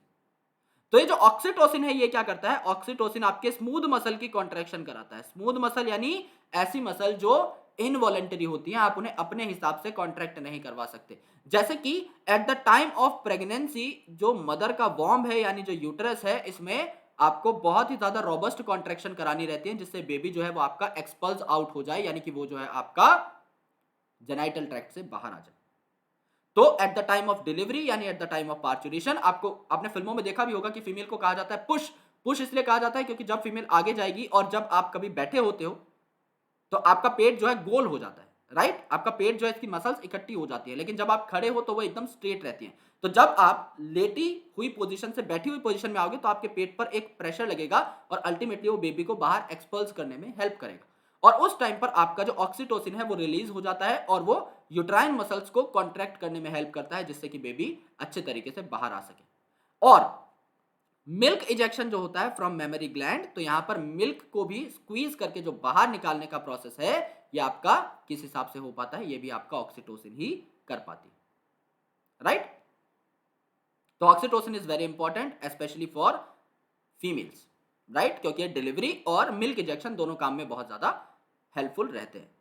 दूसरी जो चीज है इसे आप बोलते हैं वेसोप्रेसिन और इसे आप बोलते हैं एंटी डायूरेटिक हार्मोन। इस हार्मोन का नाम आपने पक्का सुना होगा because we have already done a small introduction, we have already taken a small introduction of this hormone in excretory chapter। वहां पर हमने रास मैकेनिज्म पढ़ा था, रेनिन एंजियोटेंसिन एल्डोस्टेरॉन सिस्टम, और उससे रिलेटेड काफी सारी बातें हुई थी। वहां पर हमने देखा था कि एडीएच जो है एंटी डायूरेटिक हार्मोन, ये आपके पानी को लॉस नहीं होने देता। एंटी मतलब अपोजिट, डायूरेटिक मतलब डायूरेसिस यानी वाटर का लॉस, यानी बार बार सूसू आना। तो आप क्या करोगे, अगर बार बार टॉयलेट जाओगे तो आपका वाटर लॉस हो जाएगा। लेकिन एंटी डायूरेसिस यानी अब आपको जो है बहुत ज्यादा वाटर लॉस नहीं करने दिया जाएगा, आपका वाटर जो है अंदर ही रखा जाएगा, बॉडी के रीअब्सॉर्ब कर लिया जाएगा। तो रीअब्सॉर्प्शन हो जाता है वाटर का एंड इलेक्ट्रोलाइट्स का। कौन सा इलेक्ट्रोलाइट, पहली बात हो चुकी है सोडियम।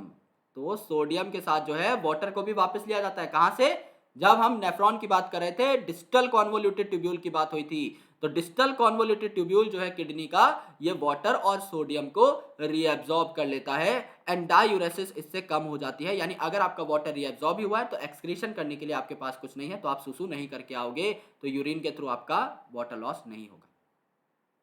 अगर डेफिशिएंसी हो जाती है एडीएच की, अगर एडीएच आपकी बॉडी में कम बन रहा है तो आप वाटर को कंजर्व ऑब्वियसली नहीं कर पाओगे, रीअब्सॉर्प्शन ही नहीं होगी, तो इससे वाटर लॉस निरंतर होता रहेगा, डिहाइड्रेशन निरंतर होती रहेगी, आप लोग बार बार सुसु करते रहोगे इन भैया की तरह। इससे आपको एक बीमारी हो जाएगी, इसे आप कहते हैं डायबिटीज इंसिपिडस। तो दो प्रकार के डायबिटीज होते हैं, इनके बारे में डिस्कशन करते हैं। एक तो आपका डायबिटीज जो है इसे आप बोलते हैं diabetes mellitus, diabetes mellitus. Diabetes mellitus जब आपकी बॉडी में शुगर लेवल जो है वो बढ़ जाए। शुगर लेवल बढ़ जाए किसकी कमी की वजह से? इंसुलिन की कमी की वजह से। इसीलिए जो डायबिटीज मेलाइटस के पेशेंट है उन्हें इंसुलिन के इंजेक्शन दिए जाते हैं। अगर इंसुलिन कम है तो शुगर बढ़ेगी। क्यों? क्योंकि इंसुलिन क्या करता है? शुगर की खपत को बढ़ाता है, शुगर की यूटिलाइजेशन को बढ़ाता है, इसको स्टोर करने में हेल्प करता है। लेकिन अगर इंसुलिन ही नहीं है तो शुगर की खपत भी रुक गई, यानी शुगर इकट्ठा होता रहेगा, और ये स्टोर भी नहीं हो पा रहा तो शुगर और इकट्ठा होता रहेगा, तो आपको ब्लड शुगर लेवल में इंक्रीमेंट देखने को मिलेगा। ये होता है इंसुलिन की कमी की वजह से। लेकिन अगर आप डायबिटीज इंसिपिडस देखते हो, अगर आप डायबिटीज इंसिपिडस देखते हो, तो यहां पर क्या है मेरे दोस्त? आपका शुगर बढ़ा है, ये भी डायबिटीज, लेकिन क्यों बढ़ा? क्योंकि वाटर आपकी बॉडी से लॉस हो गया। अगर वाटर आपकी बॉडी में कम है, क्योंकि एडीएच आपकी बॉडी में कम था, तो पानी अगर कम कर दिया है तो शुगर का लेवल ऑटोमेटिकली बढ़ जाएगा। देखो मेरे भाई, एक चीज को कंसंट्रेट करने के दो तरीके होते हैं। या तो मैं उसमें शुगर की मात्रा बढ़ा दूं, या तो मैं उससे पानी निकाल लूं। दोनों ही केस में कंसंट्रेशन बढ़ेगी, क्योंकि पानी जब आप निकालते हो तो भी कंसंट्रेशन बढ़ेगी, पानी को जब आप डालते हो तो डाइल्यूशन होता है। तो यहां पर क्या हो रहा है? यहां पर शुगर की बढ़ने की वजह से शुगर हो रही है, लेकिन यहां पर वाटर के कम होने की वजह से शुगर हो रही है दोनों ही शुगर, है दोनों ही डायबिटीज, लेकिन कारण अलग अलग हैं। तो आपसे क्वेश्चन पूछ लिया जाता है कि इंसिपिडस कौन करेगा और मेलाइटस कौन करेगा। ये आपकी पोस्टीरियर पिट्यूटरी है, जिसको आप न्यूरोहाइपोफाइसिस भी बोलते हो। इसके बाद जो आपकी तीसरी चीज आती है दिमाग के अंदर, उसे आप कहते हो पीनियल ग्लैंड। यहां पर एक घड़ी बनी हुई आपको दिखाई दे रही है दिमाग के अंदर, कि आपके दिमाग में एक बायोलॉजिकल क्लॉक है। आपके दिमाग में एक बायोलॉजिकल क्लॉक है जो आपको बताती है, आपके डे नाइट साइकिल को रेगुलेट करती है। तो ये जो पीनियल ग्लैंड है, ये one of the smallest gland है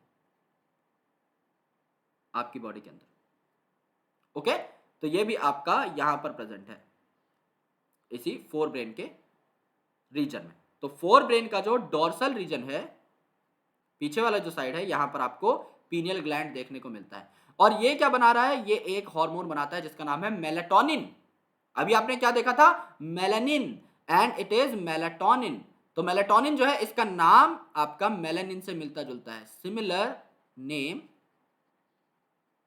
टू मेलानिन, राइट? तो कंफ्यूज नहीं होना है, लेकिन इससे हम एक चीज याद करेंगे, इससे हम फायदा उठाएंगे। मेलानिन क्या कर रहा था? पिगमेंटेशन करा रहा था। तो जो मेलाटोनिन है, ये भी क्या कराएगा? ये भी आपका पिगमेंटेशन में थोड़ी बहुत हेल्प कराएगा। और क्योंकि ये आपकी बायोलॉजिकल क्लॉक है, तो जो भी टाइम ओरिएंटेड प्रोसेसेस होते हैं, जैसे कि आपका मेंस्ट्रुअल साइकिल अगर आपका 28 दिन का होता है, तो that is totally carried out, that is totally undertaken by the pineal gland. इसकी टाइम का ख्याल जो है पीनियल ग्लैंड ही रखता है। तो 24 घंटे की जो साइकिल रहती है आपकी बॉडी की, जिसे आप डायअर्नल साइकिल बोलते हो, कि आप एक दिन में क्या करते हो, उस रिदम को कौन कंट्रोल करता है? आपका पीनियल ग्लैंड। जैसे maintenance of sleep wake cycle, कब उठना है कब सोना है, तो आप इसको चेंज भी करना चाहोगे तो अचानक से नहीं कर पाओगे। तुम रात को अगर 2 बजे सोते हो तो अगले दिन तुम अचानक से 4 बजे नहीं उठने लग जाओगे। आपको एक स्लो पेस पे काम करना रहता है, आपको अपने पीनियल ग्लैंड को कंट्रोल करना पड़ता है, राइट? कि हाँ, एक धीरे धीरे स्मॉलर पेस पे मैंने अपनी साइकिल को चेंज किया है।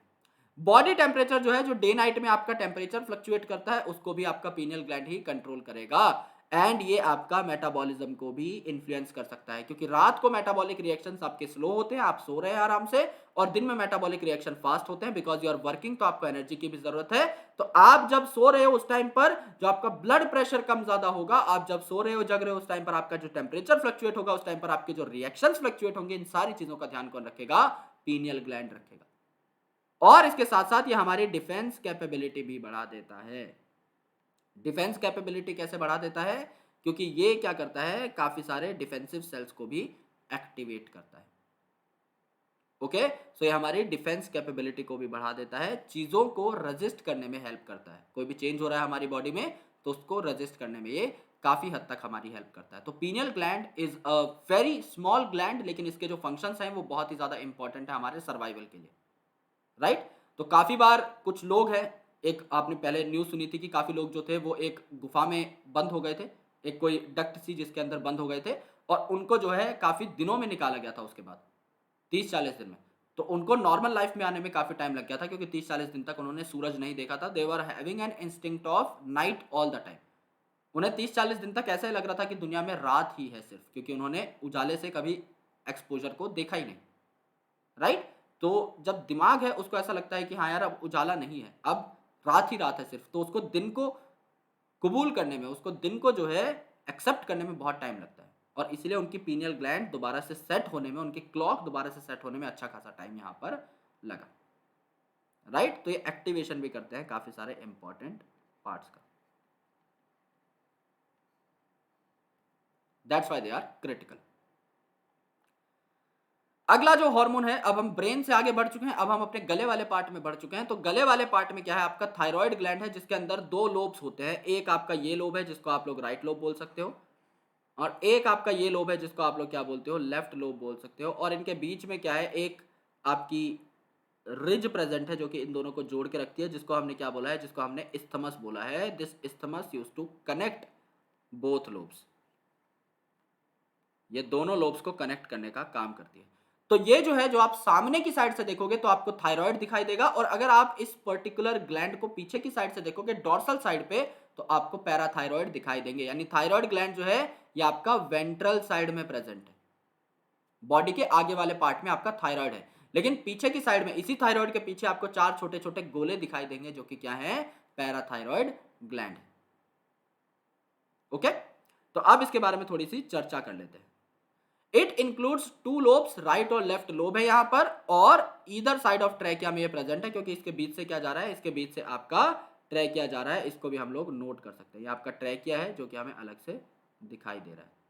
तो ट्रैकिया के दोनों साइड जो है ये एक्सटेंडेड पार्ट्स हमें दिखाई देते हैं, which are called as thyroid lobes.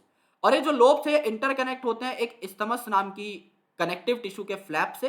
तो इस्थमस क्या है, ये आपका कनेक्टिव टिश्यू का फ्लैप है। अब थायराइड ग्लैंड जो है, इसमें अलग अलग टाइप ऑफ सेल्स होते हैं, जिसमें आपके जो मोस्ट इंपॉर्टेंट सेल हैं they are follicle cells and आपके स्ट्रोमल सेल्स या स्ट्रोमल टिश्यूज भी यहाँ पर प्रेजेंट हो सकते हैं।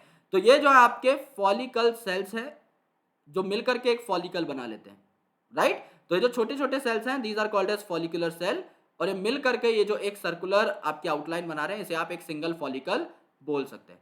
तो यहाँ पर मैंने 5 से 6 फॉलिकल्स आपको बना करके दिखा दिया, और इनके बाहर की साइड जो आपके टिश्यूज प्रेजेंट है, इन्हें आप स्ट्रोमल टिश्यूज भी बोल सकते हैं,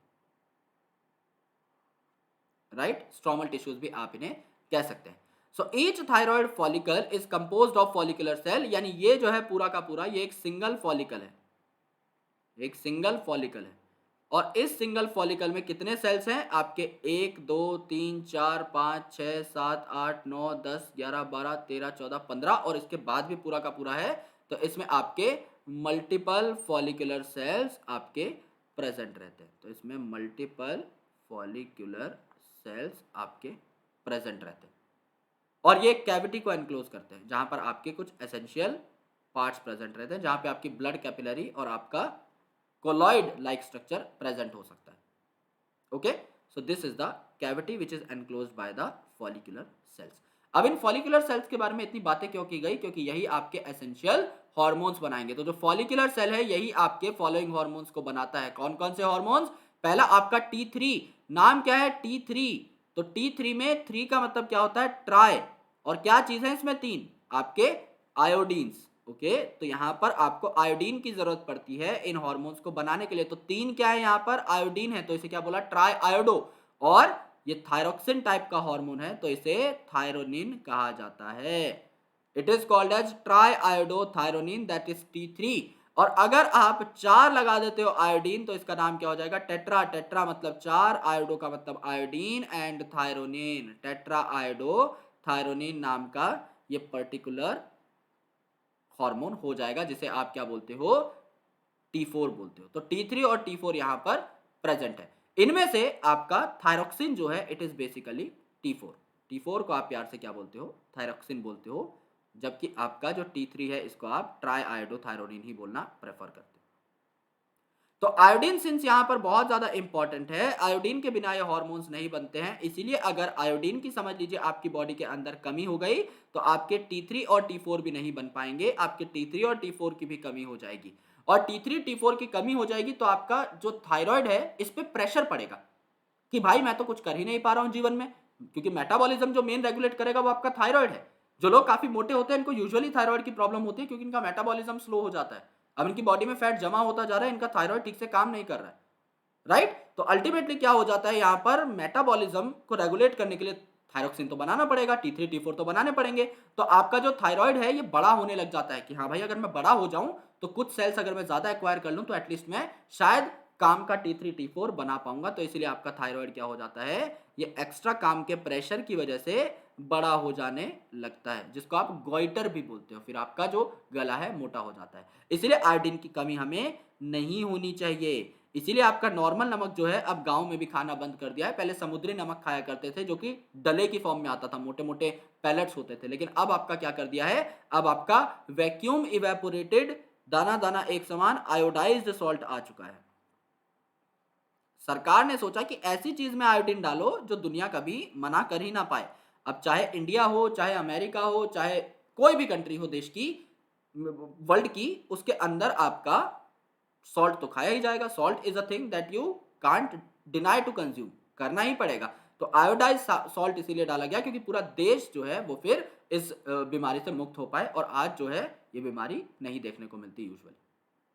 ओके, तो जो आपके फॉलिकुलर सेल हैं ये T3 T4 बना सकते हैं, एज वेल एज ये थायरोकैल्सिटोनिन भी बना सकते हैं। थायरो मतलब आपका थायराइड ग्लैंड से बना हुआ, कैल्सिटोनिन, कैल्सी का मतलब क्या होता है, कैल्सी का मतलब होता है कैल्शियम। यानी ये क्या करेगा, कैल्शियम मेटाबॉलिज्म को रेगुलेट करेगा। ये ब्लड में कैल्शियम की मात्रा को रेगुलेट करता है। ओके, तो यहां पर देखो अब डायग्राम, अगर आप वेंट्रल साइड से देखते हो, अगर आप वेंट्रल साइड से देखते हो ना, आगे वाली साइड से, तो आपको थायराइड दिखाई देगा। जबकि मैंने बताया अगर आप पीछे वाली साइड से देखते हो ना, डोर्सल साइड से, तो आपको 4 छोटे छोटे डॉट और दिखाई देंगे इस थायराइड के पीछे। ये तो आपका एज इट इज थायराइड ही है। इसके पीछे 4 छोटे छोटे लाल कलर के जो डॉट दिखाई दे रहे हैं ये क्या है, पैराथायरॉयड ग्लैंड है। ये दो जो है ये तो आपके राइट साइड में है, तो दो आपके पैराथायरॉयड होंगे एक लोब में, और ये जो बचे हुए दो हैं ये वाले पैराथायरॉयड होंगे आपके दूसरे लोब के अंदर। तो आप कह सकते हो कि एक लोब में दो पैराथायरॉयड ग्लैंड मिलते हैं आपके पीछे की साइड। ये पीछे की साइड आपको दिखा रखे हैं। तो एक लोब के अंदर आपके क्या है, दो पैराथायरॉयड ग्लैंड। ओके, तो हार्मोन्स कौन कौन से हुए, थायरोक्सिन, T3 एंड थायरोकैल्सिटोनिन। अब इनका काम क्या है इनके बारे में डिस्कशन करेंगे। सबसे पहले T3 और T4 क्या करते हैं, regulate the basal metabolic rate. मैंने आपको बताया कि जो भी आपकी बॉडी का मेटाबॉलिज्म से रिलेटेड प्रोसेस है वो ज्यादातर कौन करेगा, आपका थायराइड करेगा। इसका काम ही है।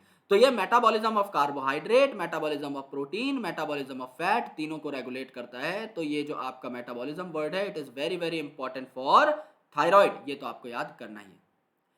इसके अलावा आपकी फिजिकल, मेंटल और सेक्सुअल डेवलपमेंट में भी ये हेल्प करता है थायराइड हार्मोन्स। इसीलिए आप कहते हैं आयोडीन नहीं खाओगे तो दिमाग कमजोर हो जाएगा। एक ऐड आती है ना जिसमें उसकी बेटियां बैठी रहती हैं और मम्मियों का कंपटीशन कराती हैं कि कौन सही जवाब बताता है, कौन गलत जवाब बताता है, एंड सो ऑन।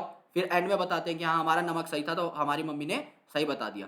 तो ये फिजिकल, मेंटल और जो बेसिक डेवलपमेंट होती है एक इंसान की, उसमें भी आपके इन आयोडीन से रिलेटेड हार्मोन्स का बहुत क्रिटिकल रोल होता है।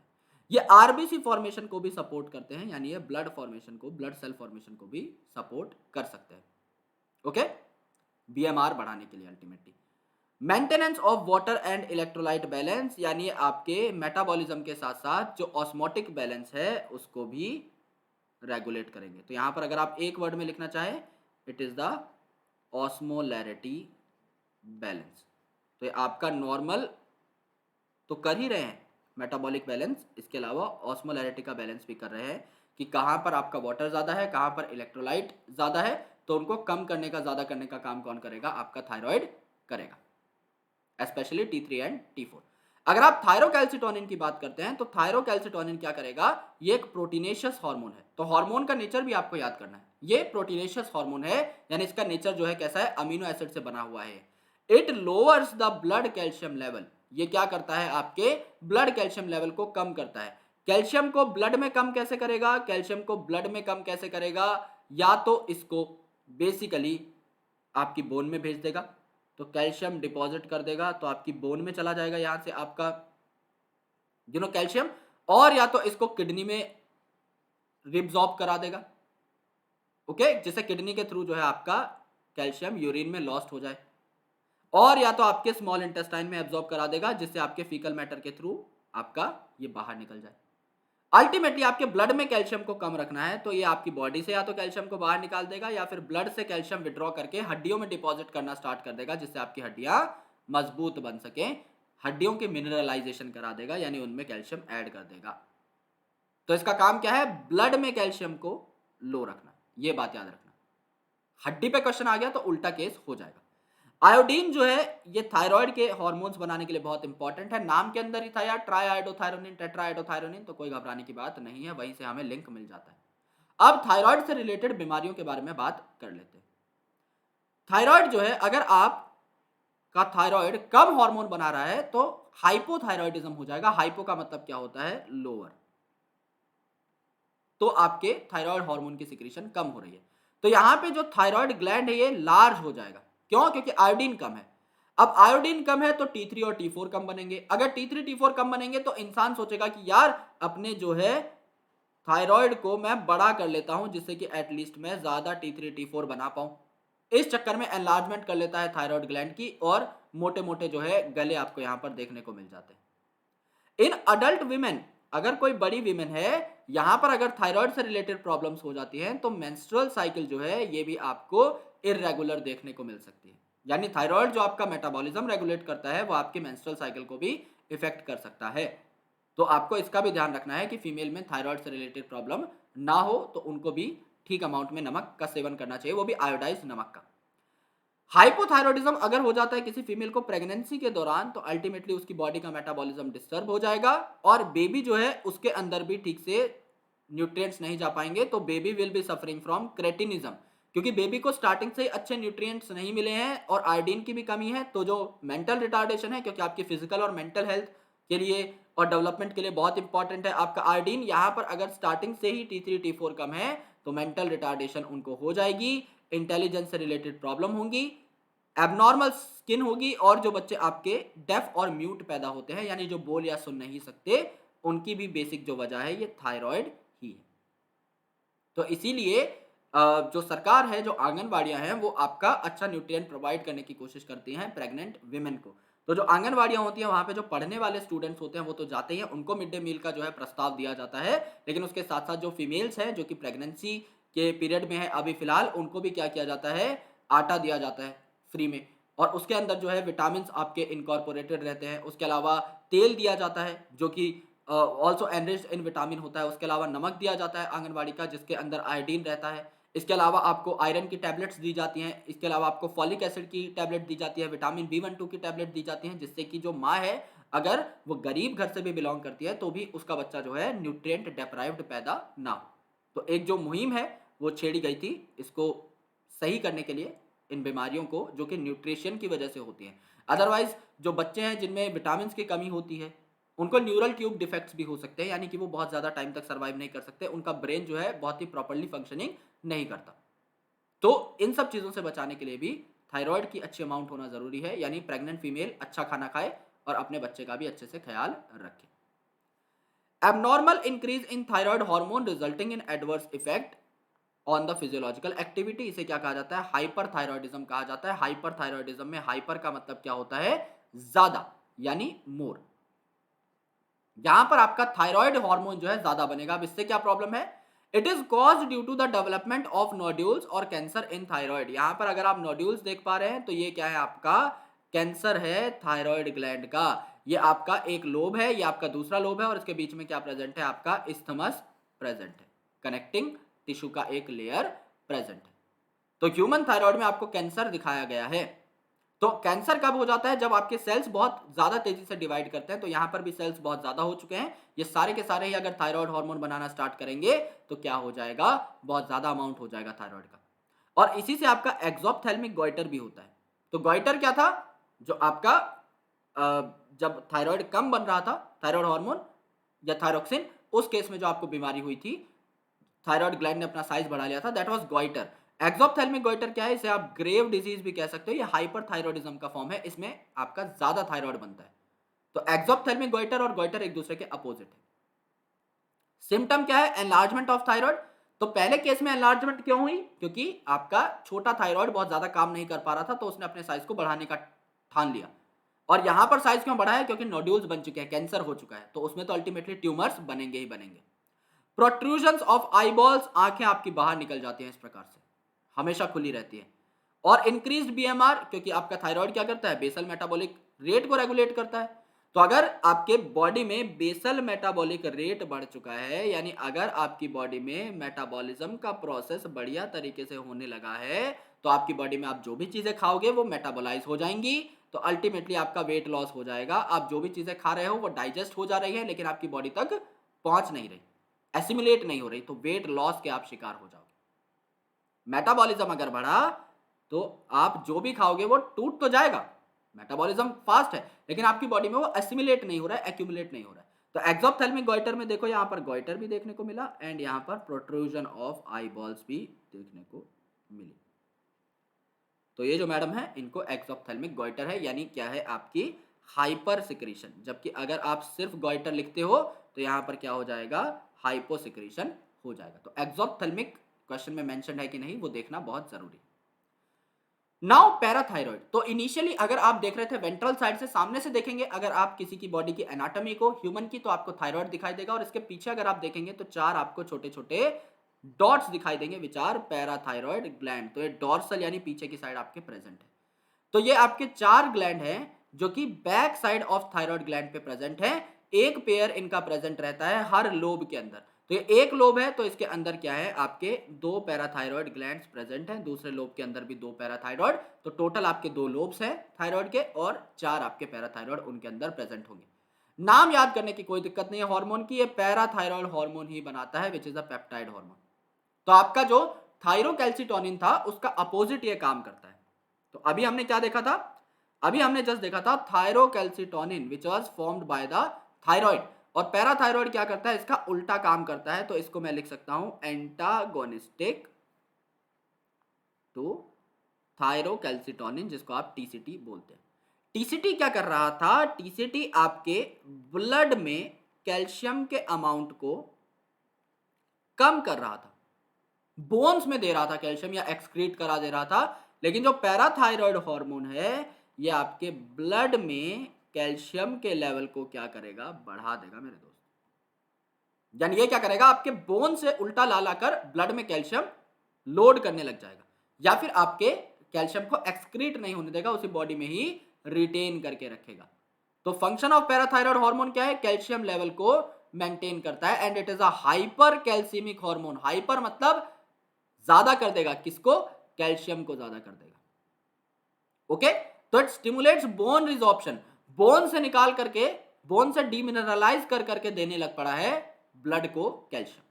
Stimulate reabsorption of calcium by the renal tubule. तो पहले वाला जो था आपका थायरोकैल्सिटोनिन वो तो किडनी के पास दे रहा था कैल्शियम कि भैया इसको यूरिन के थ्रू या आपके एक्सक्रीटा के थ्रू बाहर निकालो, लेकिन ये रीनल ट्यूब्यूल से वापस ले रहा है, भाई वापस ला, ब्लड में ज्यादा करना है। और यहां पर क्या करता है, इंक्रीज करता है कैल्शियम एब्जॉर्प्शन को फ्रॉम डाइजेस्टेड फूड। जो लास्ट केस था थायरोकैल्सिटोनिन, ये आपका दे रहा था एलिमेंट्री कैनाल को कि भाई लेके जाओ इसको बाहर, फीकल मैटर के थ्रू बाहर निकालो, लेकिन यहां पर उल्टा हो गया है। Okay, so along with TCT it helps in calcium balance in body, यानी थायरोकैल्सिटोनिन के साथ साथ मिलकर ये कैल्शियम का जो आपका होम्योस्टेसिस है उसको मेंटेन करता है। अब एक बार देख लेते हैं यार, यहां पर देख लेते हैं थायरोकैल्सिटोनिन कौन है और आपका पैराथायरॉइड हार्मोन कौन है। तो कैल्शियम आपका बोन में जा रहा है तो इट इज थायरोकैल्सिटोनिन, क्योंकि आपका ब्लड में कम हो रहा है। अब ब्लड से आपका यहां पर जा रहा है किडनी में, so it is often thyrocalcitonin. और यहां से अगर स्मॉल इंटेस्टाइन में जा रहा है तो आपका क्या है, थायरोकैल्सिटोनिन। ये हमने सही एरो पर निशान लगा दिया है। अब हम ब्लू कलर का एक एरो ले लेते हैं। ओके, ब्लू कलर का एरो लिया, कैल्शियम रीएब्जॉर्प्शन, यानी कि आपका बोन से निकल करके ब्लड में आया, ब्लड में अगर बढ़ रहा है तो पैराथायरॉइड हार्मोन। अगर आपका किडनी से निकल करके यानी रीनल ट्यूब्यूल से रीएब्जॉर्ब होकर के ब्लड में आ गया तो दोबारा ब्लड में बढ़ रहा है पीटीएच। और आपका एब्जॉर्ब हो चुका था ये इनटू ब्लड, अब ये स्मॉल इंटेस्टाइन से वापस आ जा रहा है ब्लड के अंदर, ब्लड के अंदर एब्जॉर्ब हो रहा है, तो दिस इज ऑल्सो पीटीएच। तो आपको पता लग गया कि जो ब्लू से हमने बनाया है ये है आपका पीटीएच। तो ये क्या करता है, ब्लड में कैल्शियम को ब्लड में बढ़ाता है। ओके, जबकि हमने जो काले कलर से बनाया है ये क्या है आपका थायरोकैल्सिटोनिन, ये कैल्शियम को ब्लड में कम कर देता है। तो इस एक ही डायग्राम से आपको पूरा का पूरा कैल्शियम होम्योस्टेसिस समझ में आ गया होगा। बहुत ही आसान है ये topic, since we have done the comparison, तो हमें पता लग गया कि ये क्या है, आपके एंटागोनिस्टिक होते हैं, यानी ये जो दो हार्मोन है ये एक दूसरे के अपोजिट होते हैं, right. Now let's talk about thymus. अब हम गले से भी नीचे आ चुके हैं, अब हम आ चुके हैं लंग्स के बीच वाले रीजन पे, यहां पर in this solar plexus part, इसे आप क्या बोलते हैं, थाइमस बोलते हैं। ये वाला आपका थाइमस ग्लैंड है। तो यहां पर आप लंग्स को देख रहे हो, this is the first lung जो कि आपका 3 लोब्ड है, 1 2 3। यहां पर जो है आप सेकंड लंग देख रहे हो जो कि 1 2 लोब्ड है। यहां पर इनके बीच में ये वाला जो पार्ट है, ये जो फंसा हुआ पार्ट है इन लंग्स के बीच में, इसे आपने क्या बोला है, इसे आपने थाइमस बोल दिया है।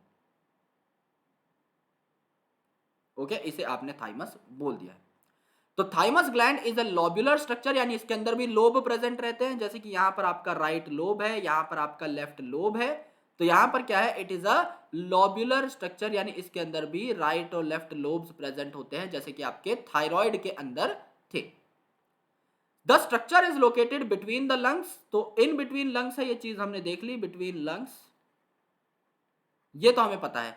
लेकिन it is present behind the sternum, ये जो आपकी आगे की हड्डी है इसके ऊपर तो स्किन लगी हुई है सिर्फ, तो इसके नीचे ही होगा, ये तो बात कॉमन सेंस है, ये तो हमें याद हो जाएगी। लेकिन on the ventral side of aorta, यानी कि आपका स्टर्नम है, उसके पीछे आपका क्या है, आपका थाइमस है, और उसके पीछे आपकी एरोटा है। यानी अगर आप ये अपनी पीठ बनाओ और यहां पर आप अपनी छाती बनाओ, यहां पर आप अपनी छाती बनाओ, तो यहां पर क्या है, ये आपकी बैक है और ये आपकी क्या है, चेस्ट है। तो चेस्ट में सबसे आगे कौन देखने को मिला, सबसे आगे देखने को मिला आपको स्टर्नम, ये हड्डी है आपकी चेस्ट वाली ना, तो आपको स्टर्नम देखने को मिला, स्टर्नम है। तो अब स्टर्नम के पीछे प्रेजेंट रहेगा ये, लेकिन आपका ventral side of aorta, aorta के आगे प्रेजेंट रहेगा, तो आपका एरोटा इससे भी पीछे की साइड प्रेजेंट है, एरोटा इससे भी पीछे की साइड प्रेजेंट है, और इनके बीच में क्या प्रेजेंट रहेगा, इनके बीच में प्रेजेंट रहेगा आपका थाइमस, इनके बीच में क्या प्रेजेंट रहेगा, थाइमस प्रेजेंट रहेगा, राइट। ये आपको यहां पर याद करना है। It secrete thymosins which are peptide hormones, यानी आपके प्रोटीनेशियस हार्मोन थाइमोसिन्स को सिक्रेट करते हैं। अब थाइमोसिन्स करते क्या है, पहली बात तो थाइमस जो है, इट इज अ प्लेस जहां पर आपकी टी लिम्फोसाइट की डिफरेंशिएशन होती है, यानी जो आपके टी लिम्फोसाइट है, बी और टी लिम्फोसाइट के बारे में आपने पढ़ा होगा, बी सेल्स और टी सेल्स, जो कि आपके इम्यूनिटी प्रोवाइड करने में हेल्प करते हैं। तो डिफरेंशिएशन जो है टी लिम्फोसाइट की, जो सेल मीडिएटेड इम्यूनिटी प्रोवाइड करती है, ये आपकी यहीं पर होगी थाइमस के अंदर। एज वेल एज ये एंटीबॉडी प्रोडक्शन, जो कि सबसे इंपॉर्टेंट टूल है आपके इम्यूनिटी का, इस टाइप की वाई शेप जो आपकी एंटीबॉडीज होती हैं, ये सबसे इंपॉर्टेंट टूल है इम्यूनिटी का, ये भी आपकी किसकी मदद से बनती है, आपकी थाइमोसिन्स की मदद से बनती है। तो जो आपके टी सेल्स होते हैं ना, ये टी सेल्स क्या प्रोवाइड करते हैं, टी सेल्स आपके प्रोवाइड करते हैं cell mediated immunity, cell mediated immunity, जो ऑर्गन ट्रांसप्लांट वगैरह में काम आने वाले इम्यूनिटी है ना, कि आप किसी और का ऑर्गन नहीं लेते तो आपकी बॉडी किसी फॉरेन पार्टिकल को देखती है तो अटैक कर देती है, और सेल मीडिएटेड इम्यूनिटी है जो सेल के थ्रू होती है। लेकिन जो आपके बी सेल है मेरे दोस्त, ये क्या करते हैं, ये आपके ह्यूमोरल इम्यूनिटी प्रोवाइड करते हैं। ह्यूमोरल मतलब ह्यूमर के अंदर, यानी किसी फ्लूइड के अंदर, जैसे कि आपका ब्लड है, तो आपकी एंटीबॉडीज किसके थ्रू ट्रेवल करती है, antibodies use to travel via blood only, तो ब्लड के थ्रू ट्रेवल कर रही है, and blood is your main humour of body, तो इसलिए इसे ह्यूमरल इम्यूनिटी बोला जाता है। तो टी सेल्स का बनना तो पूरा का पूरा थाइमस पे डिपेंड करता है, यहीं पर डिफरेंशिएशन होगी टी लिम्फोसाइट की, और बी सेल्स जो होते हैं, इनके प्लाज्मा सेल जो एंटीबॉडी बनाएंगे, उनके अंदर भी कौन हेल्प करेगा, आपका थाइमस ग्लैंड हेल्प करेगा। That's why it is very very critical. Thymus gland की एक खास बात यह है कि ये रेग्रेस होता रहता है, ये आपका कमजोर होता रहता है एज के साथ साथ। तो अभी कोविड का टाइम चल रहा है, तो आपको पता है कि ओल्ड जो इंडिविजुअल्स हैं उनमें आपका इम्यूनिटी कम होती है। क्यों कम होती है, क्योंकि थाइमोसिन जो है कम बनते हैं, और थाइमोसिन कम है तो थाइमोसिन की वजह से आपके टी सेल्स तो बनना बंद हो जाएंगे, एंड बी सेल जो है, जो कि एंटीबॉडी बना रहे थे, उनकी भी एक्टिवेशन नहीं हो पा रही है, तो इम्यून रिस्पॉन्स जो है आपके बूढ़े लोगों में कम होता है, और वो बात बात पे बीमार पड़ जाते हैं। क्योंकि अगर आप थाइमस की मॉर्फोलॉजी देखें, तो जब आप पैदा हुए थे तो आपके अंदर ये पूरा पिंक कलर का था, यानी कि आपके अंदर बहुत ज्यादा जो है इम्यूनिटी है। लेकिन इसके बाद अगर आप देखेंगे यहां पर, तो आपका व्हाइट कलर का रीजन जो है, यानी आपका कॉर्टिकल जो रीजन है, ये झड़ना स्टार्ट हो गया, ओके, फिर आपका थाइमस का एक छोटा सा पैच बचा है, फिर अल्टीमेटली आप 50 साल के हो जाओगे तो और पैची इस प्रकार से आपके थाइमस के सेल्स प्रेजेंट होंगे, और 70 साल के हो जाओगे तो और कम। तो अल्टीमेटली क्या होगा, आपकी पेरीफेरी से ये चीजें रेग्रेस होने लग जाती हैं और इसीलिए बूढ़े लोग ज्यादा बीमार पड़ना स्टार्ट हो जाते हैं। तो थाइमस जो है एज के साथ क्या होता जाएगा, छोटा होता जाएगा, इसके सेल्स कम होते जाएंगे। ये चीज एक परम प्रमाणित सत्य है, इसको हम झुटला नहीं सकते, और ये चीज हमने अपनी डेली लाइफ में नोटिस भी करी होगी। अब बात करते हैं एड्रिनल ग्लैंड की। एड्रिनल ग्लैंड क्या है, एड्रिनल ग्लैंड आपका ताज है किडनी का, और ये फैटी टिश्यू की हेल्प से आपका कनेक्टेड होता है किडनी के टॉप से। तो आपकी बॉडी में दो किडनीज हैं, तो जाहिर सी बात है दो किडनीज के ऊपर आपके दो एड्रिनल ग्लैंड प्रेजेंट रहेंगे on both the sides of your body. अब ये जो एड्रिनल ग्लैंड है, इसके बाहर आपका कोट लगा रहेगा, C O T, that is called as cortex. तो ये जो आउटर पार्ट रहता है आपके एड्रिनल ग्लैंड का, that is called as adrenal cortex, और जो इनर पार्ट रहता है इसको आप क्या कहते हो, एड्रिनल मेडुला कहते हो। यहां पर आपको याद करना है कि एड्रिनल कॉर्टेक्स कौन कौन से हार्मोन्स बनाएगा और एड्रिनल मेडुला कौन कौन से हार्मोन बनाएगा। जैसे एड्रिनल ग्लैंड है तो आपको पता है एड्रेनलिन, नॉर एड्रेनलिन यही बनेगा, जिसको आप एपिनेफ्रिन, नॉर एपिनेफ्रिन, या फिर इमरजेंसी हार्मोन, या फिर फाइट और फ्लाइट हार्मोन कहते हो, वो भी यहीं पर बनेंगे मेडुलरी रीजन के अंदर। और यहां पर आपके ग्लूकोकॉर्टिकॉइड्स, मिनरलोकॉर्टिकॉइड्स भी बनेंगे। आपके कहां बनेंगे इसके बारे में हमारी टोटल डिस्कशन है, तो आपको एक एक पार्ट को याद करना पड़ेगा। अब आपका जो एड्रिनल कॉर्टेक्स है ना, इसको भी आप तीन अलग अलग लेयर्स में डिवाइड करते हो और उनके स्पेसिफिक हार्मोन्स अलग है। तो एड्रिनल ग्लैंड जो है इसको बहुत डिटेल में अच्छे से समझ समझ के पढ़ना है, because it is very very typical to be understood. Confusion का स्कोप इसमें सबसे ज्यादा है। तो एड्रिनल कॉर्टेक्स आपका आउटर पार्ट है, एड्रिनल मेडुला आपका इनर पार्ट है। इन दो पार्ट्स में आप डिवाइड करते हैं पूरे के पूरे एड्रिनल ग्लैंड को। अगर आप एड्रिनल कॉर्टेक्स को देखें, यानी बाहर वाले पार्ट को देखें, यानी ये वाला जो पार्ट है आपके एड्रिनल ग्लैंड का, इसको अगर आप देखें तो ये आपके तीन लेयर्स में डिवाइडेड होता है। सबसे अंदर वाली जो लेयर है इसको आपने क्या बोला है, जोना रेटिकुलरिस। इस डायग्राम के अंदर देख लो चाहे तो, जो सबसे अंदर वाली है दैट इज जोना रेटिकुलरिस, जो बीच वाली है it is zona fasciculata, and जो सबसे आउटर वाली है इट इज जोना ग्लोमेरुलोसा। अब आउटर इनर से भी याद कर सकते हैं तो आप जीएफआर याद कर सकते हैं। जीएफआर क्या था आपका, ग्लोमेरुलर फिल्ट्रेशन रेट, राइट। तो यहां पर क्या है, ग्लोमेरुलर फिल्ट्रेशन रेट, तो इससे क्या याद करोगे, ग्लोमेरुलोसा आपका सबसे बाहर, फेसिकुलेटा बीच में, और रेटिकुलरिस सबसे अंदर की साइड। और सबसे अंदर इनके भी अंदर क्या प्रेजेंट रहेगा, एड्रिनल मेडुला प्रेजेंट रहेगा, एड्रिनल मेडुला प्रेजेंट रहेगा। Okay, now this diagram want to tell a lot of things. यहां पर देखो आपका कैप्सूल है, इसके बाद देन कॉर्टेक्स, देन मेडुला। अब जो कॉर्टेक्स है इसको आपने तोड़ दिया है तीन पार्ट्स में, तो this is G that is glomerulosa, this is F that is fasciculata, and this is R that is reticularis. इसके नीचे मेडुला प्रेजेंट है। तो जीएफआर नाम की जो ट्रिक थी यह हमारी काम कर गई, आउटर टू इनर।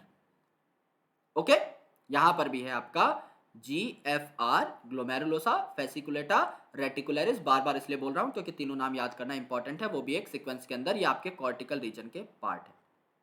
और इसके बाहर जो लेयर है that is called as capsule, और अंदर जो सबसे रीजन है that is called as medulla. Okay, very very important it is. तो अब ये बनाते क्या क्या है इनके बारे में हम डिस्कशन करेंगे। तो जो आपका एड्रिनल कॉर्टेक्स है ये कॉर्टिकॉइड हार्मोन बनाएगा। जाहिर सी बात है अगर ये कॉर्टेक्स है तो इसमें कॉर्टिकॉइड वर्ड फिट बैठ रहा है। इनिशियल चार अल्फाबेट तो 100% सेम है। तो ये जो हार्मोन बनाता है एड्रिनल कॉर्टेक्स, इन्हें कॉर्टिकॉइड हार्मोन्स बोलते हैं, जैसे कि ग्लूकोकॉर्टिकॉइड। ग्लूकोकॉर्टिकॉइड, ग्लूको का मतलब ग्लूकोज यानी शुगर, तो ये क्या करेगा, शुगर लेवल को कंट्रोल करेगा आपकी बॉडी के अंदर। ग्लूकोकॉर्टिकॉइड जैसे कि कॉर्टिसोल, आप देखो कॉर्टिकॉइड से वर्ड आ गया कॉर्टिसोल, राइट। तो यहां पर भी कॉर्टी वर्ड आ गया। तो ग्लूकोकॉर्टिकॉइड कौन है, कॉर्टिसोल। मिनरलोकॉर्टिकॉइड यानी आपकी बॉडी में जो मिनरल की अमाउंट है इनको, यानी ऑस्मोटिक बैलेंस को कौन कंट्रोल करेगा, आपका मेनली एल्डोस्टेरॉन। ये मेन आपका मिनरलोकॉर्टिकॉइड है। और आपके एंड्रोजेनिक कॉर्टिकॉइड्स भी प्रेजेंट होते हैं। Androgenic, andro is a word related to male and genic simply means generation. तो कुछ ऐसे कॉर्टिकॉइड्स जो मेल के अंदर प्रोमिनेंट होते हैं, राइट। तो ग्लूकोकॉर्टिकॉइड सबसे इंपॉर्टेंट कौन है, कॉर्टिसोल। मिनरलोकॉर्टिकॉइड कौन है, आपका एल्डोस्टेरॉन, एंड आपका एंड्रोजेनिक कॉर्टिकॉइड्स यहां पर बन सकते हैं। कॉर्टिकॉइड की एक जो रीच है वो एड्रिनल कॉर्टेक्स के अंदर हम देखने वाले हैं। तो एड्रिनल कॉर्टेक्स पहली बात तो करेगा क्या क्या, तीन अलग अलग टाइप के हार्मोन्स बना रहा है, ग्लूकोकॉर्टिकॉइड, मिनरलोकॉर्टिकॉइड और आपके जो एंड्रोजन्स हैं उनसे रिलेटेड कॉर्टिकॉइड्स। तो ग्लूकोकॉर्टिकॉइड शुगर के लेवल को कंट्रोल कर रहा है और मिनरलोकॉर्टिकॉइड आपके वाटर के और आयंस के लेवल को यानी मिनरल्स के लेवल को कंट्रोल कर रहा है, यानी ये शुगर और वाटर मिनरल होम्योस्टेसिस को मेंटेन करने का काम करते हैं। कौन? एड्रिनल कॉर्टेक्स के हार्मोन, ये याद रखना। तो जो ग्लूकोकॉर्टिकॉइड है, एग्जांपल इसका कॉर्टिसोल है, ये क्या करता है? कार्बोहाइड्रेट मेटाबॉलिज्म करता है, इसीलिए नाम ग्लूकोकॉर्टिकॉइड है। Glucose is a carbohydrate. तो यहां पर ये क्या करेगा? यहां पर ये ग्लूकोनियोजेनेसिस को बढ़ावा देगा। ग्लूकोनियोजेनेसिस मतलब आपका यहां पर जो है न्यू न्यू चीजों से आपका ग्लूकोज बन रहा है, राइट? तो यहां पर ग्लूकोज बनेगा नए नए रिसोर्सेज से, यानी नॉन कार्बोहाइड्रेट रिसोर्सेज से। नियो का मतलब क्या होता है? नियो का मतलब होता है न्यू रिसोर्सेज। देखो, अगर आप कार्बोहाइड्रेट से कार्बोहाइड्रेट बना रहे हो तो कौन सी बड़ी बात है? न्यू रिसोर्सेज से यानी नॉन कार्बोहाइड्रेट रिसोर्सेज से अगर आप बना रहे हो शुगर, तो वो आपका ग्लूकोनियोजेनेसिस कहलाता है। और नया नया ग्लूकोज अगर बनेगा तो वो ग्लाइकोजन में जाकर के स्टोर हो जाएगा, ग्लाइकोजन की फॉर्म में स्टोर हो जाएगा। तो आप क्या कर रहे हो? आप लिपिड को तो तोड़ रहे हो, लाइपोलाइसिस कर रहे हो, प्रोटीन को तोड़ रहे हो, प्रोटियोलाइसिस कर रहे हो, लेकिन आप ग्लूकोज और ग्लाइकोजन बना रहे हो क्योंकि आप चाहते हो कि आपकी बॉडी के अंदर ग्लूकोज का लेवल और ग्लाइकोजन का लेवल यानी ओवरऑल शुगर का लेवल बढ़ा रहे, राइट? तो आप क्या कर रहे हो मेरे दोस्त? आप प्रोटीन को तोड़ रहे हो और लिपिड को तोड़ रहे हो, क्योंकि प्रोटीन और लिपिड ही वो सोर्सेज हैं, यही वो नॉन कार्बोहाइड्रेट सोर्सेज हैं जिनसे आप कार्बोहाइड्रेट बनाओगे। तो प्रोटीन कम होगा, प्रोटीन डिग्रेडेशन बढ़ेगी, ओके, एंड आपकी यहां पर देखो लाइपोलिसिस भी बढ़ेगी, और इसके बदले में क्या बन जाएगा? ग्लूकोज बन जाएगा। Inhibit the cellular uptake and utilisation of amino acid. Amino acid की यूटिलाइजेशन कम हो जाएगी, क्यों? क्योंकि प्रोटीन टूट रहे हैं। तो आपके प्रोटीन टूटने से क्या बनेगा? अमीनो एसिड ही तो बनेगा। आपके पास ऑलरेडी प्रोटीन तोड़ने की मशीनरी प्रेजेंट है, आपको नए अमीनो एसिड नहीं चाहिए, क्योंकि नए अमीनो एसिड की जरूरत कब पड़ती है? जब आप प्रोटीन बनाते हो। यहाँ पे तो उल्टा हो रहा है, यहाँ तो आप प्रोटीन को तोड़ रहे हो, तो आपको अमीनो एसिड की कोई खास जरूरत नहीं। It maintains the cardiovascular system and kidney function. ये आपके हार्ट और किडनी के फंक्शन को भी रेगुलेट करने का काम करता है, वहां पर भी ये शुगर लेवल को कंट्रोल करता है। Cortisol stimulates RBC production. RBC production में भी ये काफी ज्यादा हेल्प करता है। Blood production, blood cell production में भी हेल्प करता है, okay. It produce anti inflammatory reaction and suppresses immune response. ये इम्यून सिस्टम को थोड़ी देर के लिए सप्रेस कर देता है और इन्फ्लेमेट नहीं होने देता। यानी अगर आपको कोई एलर्जी हुई है तो आपकी बॉडी एक रिस्पॉन्स जनरेट करती है, जिससे कि आपकी बॉडी सूजने लगती है, बड़ी होने लगती है, जिससे कि वहां पर आपके ब्लड सेल्स इकट्ठे हो जाएं और बेहतर तरीके से रिएक्ट कर पाएं। समझ लीजिए आपको कोई चोट लगी है तो वहां पे क्या है? आपकी सूजन आ जाती है, क्योंकि वहां पर सूजन किस वजह से आई है? सेल्स इकट्ठे हो गए कि भाई यहां पर जो है हमारी जरूरत है। तो आपके एंटी इंफ्लामेटरी रिएक्शंस को ये क्या करता है? एड्रिनल हार्मोन जो कॉर्टिसोल है ये स्टिमुलेट करता है कि भाई हमें इन्फ्लेमेशन नहीं होने देनी। दूसरी जो चीज है दैट इज मिनरलोकॉर्टिकॉइड, जो मिनरल लेवल्स को कंट्रोल करेगा। तो ये आपके वाटर को और इलेक्ट्रोलाइट के बैलेंस को कंट्रोल करेगा, यानी ओवरऑल ऑस्मोटिक प्रेशर और ब्लड प्रेशर को कंट्रोल करेगा। यार एक ही बात है सारी की सारी। अगर आपका वाटर बहुत ज्यादा आपने गेन कर लिया है तो ब्लड की वॉल्यूम बढ़ जाएगी, तो ब्लड आपका प्रेशर बढ़ा देगा, राइट? आपकी बॉडी के अंदर वाटर बहुत ज्यादा हो गया तो ओवरऑल फ्लो को तो बढ़ाएगा ना। एंड सिमिलरली अगर आपका इलेक्ट्रोलाइट बैलेंस आप मेंटेन कर रहे हो तो आप ऑस्मोटिक प्रेशर या ऑस्मोटिक बैलेंस को भी मेंटेन कर रहे हो। अगर आपके आयन एक जगह पर ज्यादा है दूसरी जगह पर कम, तो वो रश करने लग जाएंगे, जिस वजह से ऑस्मोटिक प्रेशर भी आयंस का चेंज होता रहेगा, मीडिएट होता रहेगा। तो जो सबसे मेन मिनरलोकॉर्टिकॉइड है हमारी बॉडी के अंदर, ये कौन है? एल्डोस्टेरॉन। और ये सोडियम और वाटर को रीएब्सॉर्ब कराता है फ्रॉम रीनल ट्यूब्यूल, और पोटेशियम और आपके फॉस्फेट को एक्सक्रीट कराता है। डीसीटी की बात हो रही है, अभी थोड़ी देर पहले डिस्कस किया था ना, डिस्टल कॉन्वोल्यूटेड ट्यूब्यूल, जो आपका एडीएच की बात हो रही थी, एंटी डायूरेटिक हार्मोन। सिमिलरली यहां पर क्या होता है? अगर समझ लो आपका रीनल ब्लड फ्लो कम हो गया, जो रीनल फिल्ट्रेशन हो रही थी, रीनल फिल्ट्रेशन समझ लो आपकी कम होने लगी, ग्लोमेरुलर फिल्ट्रेशन रेट आपका कम हुआ। तो ग्लोमेरुलर फिल्ट्रेशन रेट कम क्यों हुआ? क्योंकि ब्लड प्रेशर कम है। अगर ब्लड तेजी से प्रेशर से आ रहा है तो जल्दी फिल्टर हो जाएगा, अगर धीरे धीरे आ रहा है तो कम फिल्टर होगा। तो अगर आपका फिल्ट्रेशन का रेट कम है ब्लड का, इसका मतलब ब्लड का प्रेशर कम है। अगर ब्लड का प्रेशर कम है तो यहाँ पर आपके किडनी के अंदर स्पेशल सेल्स होते हैं जिनको आप क्या बोलते हो, जक्स्टाग्लोमेरुलर सेल्स। जक्स्टाग्लोमेरुलर अपरेटस यहाँ पर प्रेजेंट रहता है।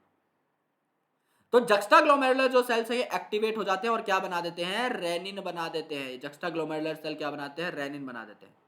रेनिन क्या करता है, ब्लड के अंदर आके जो एंजियोटेंसिनोजन था इनएक्टिव, इसको एंजियोटेंसिन 1 में कन्वर्ट कर देता है और एंजियोटेंसिन 1 एंजियोटेंसिन 2 में कन्वर्ट हो जाता है। और ये जो एंजियोटेंसिन 2 है ये क्या करता है, एल्डोस्टेरॉन को एक्टिवेट कर देता है। ओके, तो जो आपका एड्रिनल कॉर्टेक्स है इससे एल्डोस्टेरॉन बन जाएगा। एल्डोस्टेरॉन बन जाएगा तो ये क्या करेगा, ये आपका सोडियम और वाटर को रीएब्सॉर्ब करेगा। अगर आपका सोडियम और वाटर रीएब्सॉर्ब हो गया है तो आपका वाटर रीएब्सॉर्ब हो गया है तो वॉल्यूम बढ़ेगी आपके ब्लड की, ब्लड प्रेशर राइज हो जाएगा। अचानक से पानी आ गया है तो प्रेशर में एक इंक्रीमेंट आएगा। अगर ब्लड प्रेशर राइज हो जाएगा तो फिल्ट्रेशन रेट भी बढ़ जाएगा, जीएफआर फिर से एक्टिव हो जाएगा। ये पूरा का पूरा केस हम लोग पढ़ चुके हैं इन द एक्सक्रीशन चैप्टर, लेकिन सिंस इसको एक और बार देखना जरूरी था इस चैप्टर के अंदर भी, तो हमने इस बात को समझा कि क्या है, अगर आपका फिल्ट्रेशन कम हो रहा है तो आपकी बॉडी चाहेगी उस फिल्ट्रेशन रेट को बढ़ाना, तो उसके लिए आपको क्या करना है, वाटर और सोडियम को रीएब्सॉर्ब करना पड़ेगा फ्रॉम डिस्टल कॉन्वोल्यूटेड ट्यूब्यूल। आप क्या करोगे, उसके लिए एल्डोस्टेरॉन को सिग्नल दोगे कि भैया हमारे अंदर थोड़ा सा पानी और सोडियम लेकर के आ जाइए। तो ये क्या करेगा, ये बनना स्टार्ट हो जाएगा। लेकिन कैसे बनेगा, इसके लिए चाहिए इसे एंजियोटेंसिन 2, इसीलिए इसे रास मैकेनिज्म बोला था, रास मैकेनिज्म। सबसे पहले रेनिन बना है, सबसे पहले रेनिन बना, ओके, किसने बनाया, जक्स्टाग्लोमेरुलर सेल्स ने। फिर रेनिन ने किसको किया, एंजियोटेंसिन को एक्टिवेट किया, राइट। तो एंजियोटेंसिनोजन था, इसको एंजियोटेंसिन 1 और एंजियोटेंसिन 2 में कन्वर्ट किया बाय एंजियोटेंसिन कन्वर्टिंग एंजाइम। और उसके बाद एंजियोटेंसिन 2 ने एल्डोस्टेरॉन को जाके सिग्नल दिया कि भैया आ जाओ, जरूरत है तुम्हारी, और इस पूरे सिस्टम का गठन हो गया। इसे आप रास मैकेनिज्म बोलते हो, जो हम ऑलरेडी एक्सक्रीशन में पढ़ चुके थे। तो जो आपका मिनरलोकॉर्टिकॉइड है ये सोडियम वाटर की रीएब्जॉर्प्शन कराता है, जबकि पोटेशियम और फॉस्फेट की क्या कराता है, बेसिकली एक्सक्रीशन कराता है। एड्रिनल कॉर्टेक्स में तीसरी जो चीजें बन रही थी, ये बन रही थी एंड्रोजेनिक कॉर्टिकॉइड्स। ओके, तो रोल क्या है इसका, एंड्रोजेनिक, यानी आप में जो मेलनेस आती है बेसिकली उसको बढ़ाने का ये काम करता है। जैसे आपके एक्सियल हेयर जो है ये आएंगे, प्यूबिक रीजन में हेयर आएंगे जब आप रिप्रोडक्टिवली एक्टिव हो जाएंगे, तो फेशियल हेयर आएंगे, दाढ़ी मूंछ। तो प्यूबर्टी के अंदर जिस भी जगह पर आपके हेयर या ट्राइकोसिस बढ़ जाती है, बाल उगने बड़े बड़े स्टार्ट हो जाते हैं, that is just because of androgenic corticoids. तो ये आपके प्यूबर्टी के जो इवेंट्स हैं उनको भी रेगुलेट करता है। सबसे इंपॉर्टेंट जो बात है यहां पर, deficiency of hormones of adrenal cortex alters carbohydrate metabolism. तो किसकी बात हो रही होगी, कार्बोहाइड्रेट मेटाबॉलिज्म अगर आपका इफेक्ट हो रहा है तो ग्लूकोकॉर्टिकॉइड की बात हो रही है। अगर ग्लूकोकॉर्टिकॉइड कम हो जाते हैं तो इससे क्या आ जाएगी, अक्यूट वीकनेस आ जाएगी और फटीग आ जाएगी। क्योंकि अगर आपके हार्मोन ही ठीक से नहीं बन रहे हैं तो आपकी बॉडी में ग्लूकोज जो है वो भी नहीं बहुत ज्यादा स्टोर हो पाएगा, और आपका ग्लाइकोजन जो है यानी ग्लूकोनियोजेनेसिस और ग्लाइकोजन सिंथेसिस दोनों कम हो जाएंगी, जिस वजह से आपकी मसल ज्यादा जल्दी थक जाएंगी क्योंकि इनको एनर्जी नहीं मिल पाएगी। इसे आप क्या बोलते हैं, एडिसन डिजीज। जैसे यहाँ पर आप हाथ देख रहे हो, थके थके से हाथ है, यहाँ पर इनकी मसल्स जो है फटीक इनमें ज्यादा फील होने लग जाती है और वीक भी हो जाती है मसल्स, क्योंकि इनमें एनर्जी बिल्कुल भी नहीं है, राइट। तो ये आपके कॉर्टेक्स की बात थी। अब बात करते हैं एड्रिनल मेडुला की। एड्रिनल मेडुला जो हार्मोन्स बनाता है इन्हें आप क्या कहते हैं, कैटेकोलामिन। जो कॉर्टेक्स था वो क्या बना रहा था, कॉर्टिकल हार्मोन्स या कॉर्टिकॉइड्स, जिनका नाम था मिनरलोकॉर्टिकॉइड, ग्लूकोकॉर्टिकॉइड, राइट। तो कॉर्टेक्स से कॉर्टिकॉइड वर्ड आ रहा था, कॉर्टिसोल वर्ड भी वहीं से आ रहा था। मेडुला जो है क्या बनाता है, कैटेकॉल अमीन। अमीन वर्ड क्या है, आपके अमीन हार्मोन्स बनाएंगे, इनमें अमीन ग्रुप लगा रहेगा। जैसे एड्रेनलीन, ईन आया, अमीन से ही आया है ये, जिसको आप एपिनेफ्रीन भी बोलते हो, और नॉर एड्रेनलीन और नॉर एपिनेफ्रीन। तो कोई नेचर पूछ ले इन हार्मोन्स का तो बता देना, अमीन ग्रुप इनके अंदर प्रेजेंट रहता है। अब एड्रेनलिन नॉर एड्रेनलिन क्या है, चाहे आपको स्ट्रेस हो, चाहे आपको एंजाइटी हो, चाहे आपको फियर हो, चाहे आपको गुस्सा आए, चाहे तुम्हारे पीछे कुत्ता पड़ जाए, जो भी सारी चीजें हैं इनमें क्या है, ये रैपिडली सिक्रीट होंगे इमरजेंसी सिचुएशन के अंदर, इसीलिए इन्हें इमरजेंसी या फाइट और फ्लाइट हार्मोन कहा जाता है। फाइट और फ्लाइट क्यों बोला, या तो अगर तुम किसी से लड़ रहे हो, अगर तुम एक हो और सामने वाला भी एक है, तो तुम उसे 4 घूंसे जरूर मार के आओगे। उस टाइम पर तुम्हारे अंदर पूरी एग्रेशन, पूरा जोश होता है। यू कांट बिकम काम eight the time of fight. तो वहां पर जो हार्मोन्स तुम्हारी हेल्प करते हैं that is adrenaline, nor adrenaline, और तुम हो एक और वो है चार, तो समझदारी इसी में है कि तुम जो है वहां से भाग जाओ अपने लेसेस बांध करके। तो फ्लाइट यानी भागने के टाइम पर भी जब तुम्हारे पीछे कोई कुत्ता वगैरह पड़ जाता है तो भी अगर तुम भागने लग पड़े हो, that is just because of the emergency hormones. तो इमरजेंसी हार्मोन कैसे काम करते हैं? आपकी अलर्टनेस बढ़ा देते हैं, ये आपको क्या करते हैं, एक्टिवेट कर देते हैं कि आपकी जो प्यूपिल्स है वो डायलेट हो जाएंगी, आंख की पुतलियां बड़ी हो जाएंगी, आप चीजों को फोकस से देख पाओगे, आप एक अच्छा डिसीजन ले पाओगे, पाइलो इरेक्शन यानी कि रोंगटे खड़े हो जाएंगे डर के मारे या फिर एक्टिवनेस के मारे, एंड अल्टीमेटली पसीना आने लग जाएगा because you are very active at that point of time, और एकदम एंगर एकदम पीक पे है। हार्ट बीट बढ़ जाएगी, दिल की धड़कन है, क्योंकि तुम्हें एनर्जी की पूरी जरूरत है, तो दिल धड़क धड़क के तुम्हारी बॉडी के अंदर क्या करने लगेगा, रक्त संचार करने लगेगा, जिससे फटाफट तुम्हारी बॉडी के सारे पार्ट्स को ऑक्सीजन मिलना स्टार्ट हो जाए। इसीलिए तुम्हारा हार्ट जो है ये कॉन्ट्रैक्ट करने लगता है और तुम बहुत जल्दी रेस्पायर और ब्रीथ भी करने लगते हो, जिससे कि तुम्हारी बॉडी को एक्सेस एनर्जी मिल जाए। और क्योंकि तुम्हारी बॉडी को एनर्जी चाहिए, तो तुम्हारी बॉडी के अंदर जो ग्लाइकोजन पड़ा हुआ था एज अ कार्बोहाइड्रेट रिजर्व, वो टूट टूट कर तुम्हारी बॉडी में ग्लूकोज बनाने लग जाएगा, और उस ग्लूकोज को तोड़ तोड़ कर तुम लोग क्या करने लग जाओगे, एनर्जी बनाने लग जाओगे। और लिपिड और प्रोटीन अगर समझ लो और कमी पड़ गई है कुछ, तो लिपिड और प्रोटीन भी जो है आपके टूटने लग जाएंगे, और आपको लिपिड और प्रोटीन टूटकर भी अलग अलग पाथवे से एनर्जी देने लग पड़ेंगे। ये आपका एड्रिनल मेडुला का खेल, राइट? ऑलराइट, सो पेनक्रियास के बारे में बात करेंगे यार नेक्स्ट लेक्चर में, which is a composite heterocrine gland, यानी एक्सोक्राइन एंडोक्राइन दोनों होता है, तो इसके बारे में नेक्स्ट लेक्चर में हम लोग बात करेंगे। अभी फिलहाल यहां तक आपको आई होप चीजें बेहतर तरीके से समझ में आ गई होंगी, राइट? क्योंकि अब आपका पेनक्रियास बचा है सिर्फ, पेनक्रियास के बाद आपके टेस्टिस और ओवरीज बची हुई हैं, and after that we will be talking about the mechanism of action of hormone, कि एक प्रोटीन हार्मोन या फिर एक स्टेरॉइड हार्मोन के मैकेनिज्म ऑफ एक्शन में क्या क्या फर्क है, ये दोनों किस हिसाब से आपकी बॉडी में होने वाले प्रोसेसेस को रेगुलेट कर पाते हैं।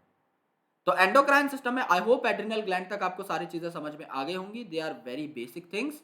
जब आप हॉर्मोन्स को पढ़ते हैं, याद करते हैं, तो काफी सारी नई चीजें आपके दिमाग में जो है आने लग जाती है, and ultimately you will be gaining a good grasp on these topics while you will be solving a lot of questions. तो एनसीईआरटी का एक revision neural control coordination excretion और इस चैप्टर में बार बार बनता है, क्योंकि नाम काफी सारे जो शायद तुमने पहली बार सुने हो, तो इनमें कंफ्यूजन ना हो, इसलिए पहले ही इनको सेग्रीगेट करके ग्रेस्प करना बहुत ज्यादा क्रिटिकल हो जाता है। So thank you so much guys, lots of love, will surely catch you in the next video. जय Hind, bye bye, take care of yourself, take care of your family, and मिलते हैं अगले लेक्चर के अंदर, जहां पर हम इस टॉपिक को बेहतर तरीके से कवर कर लेंगे। बाय।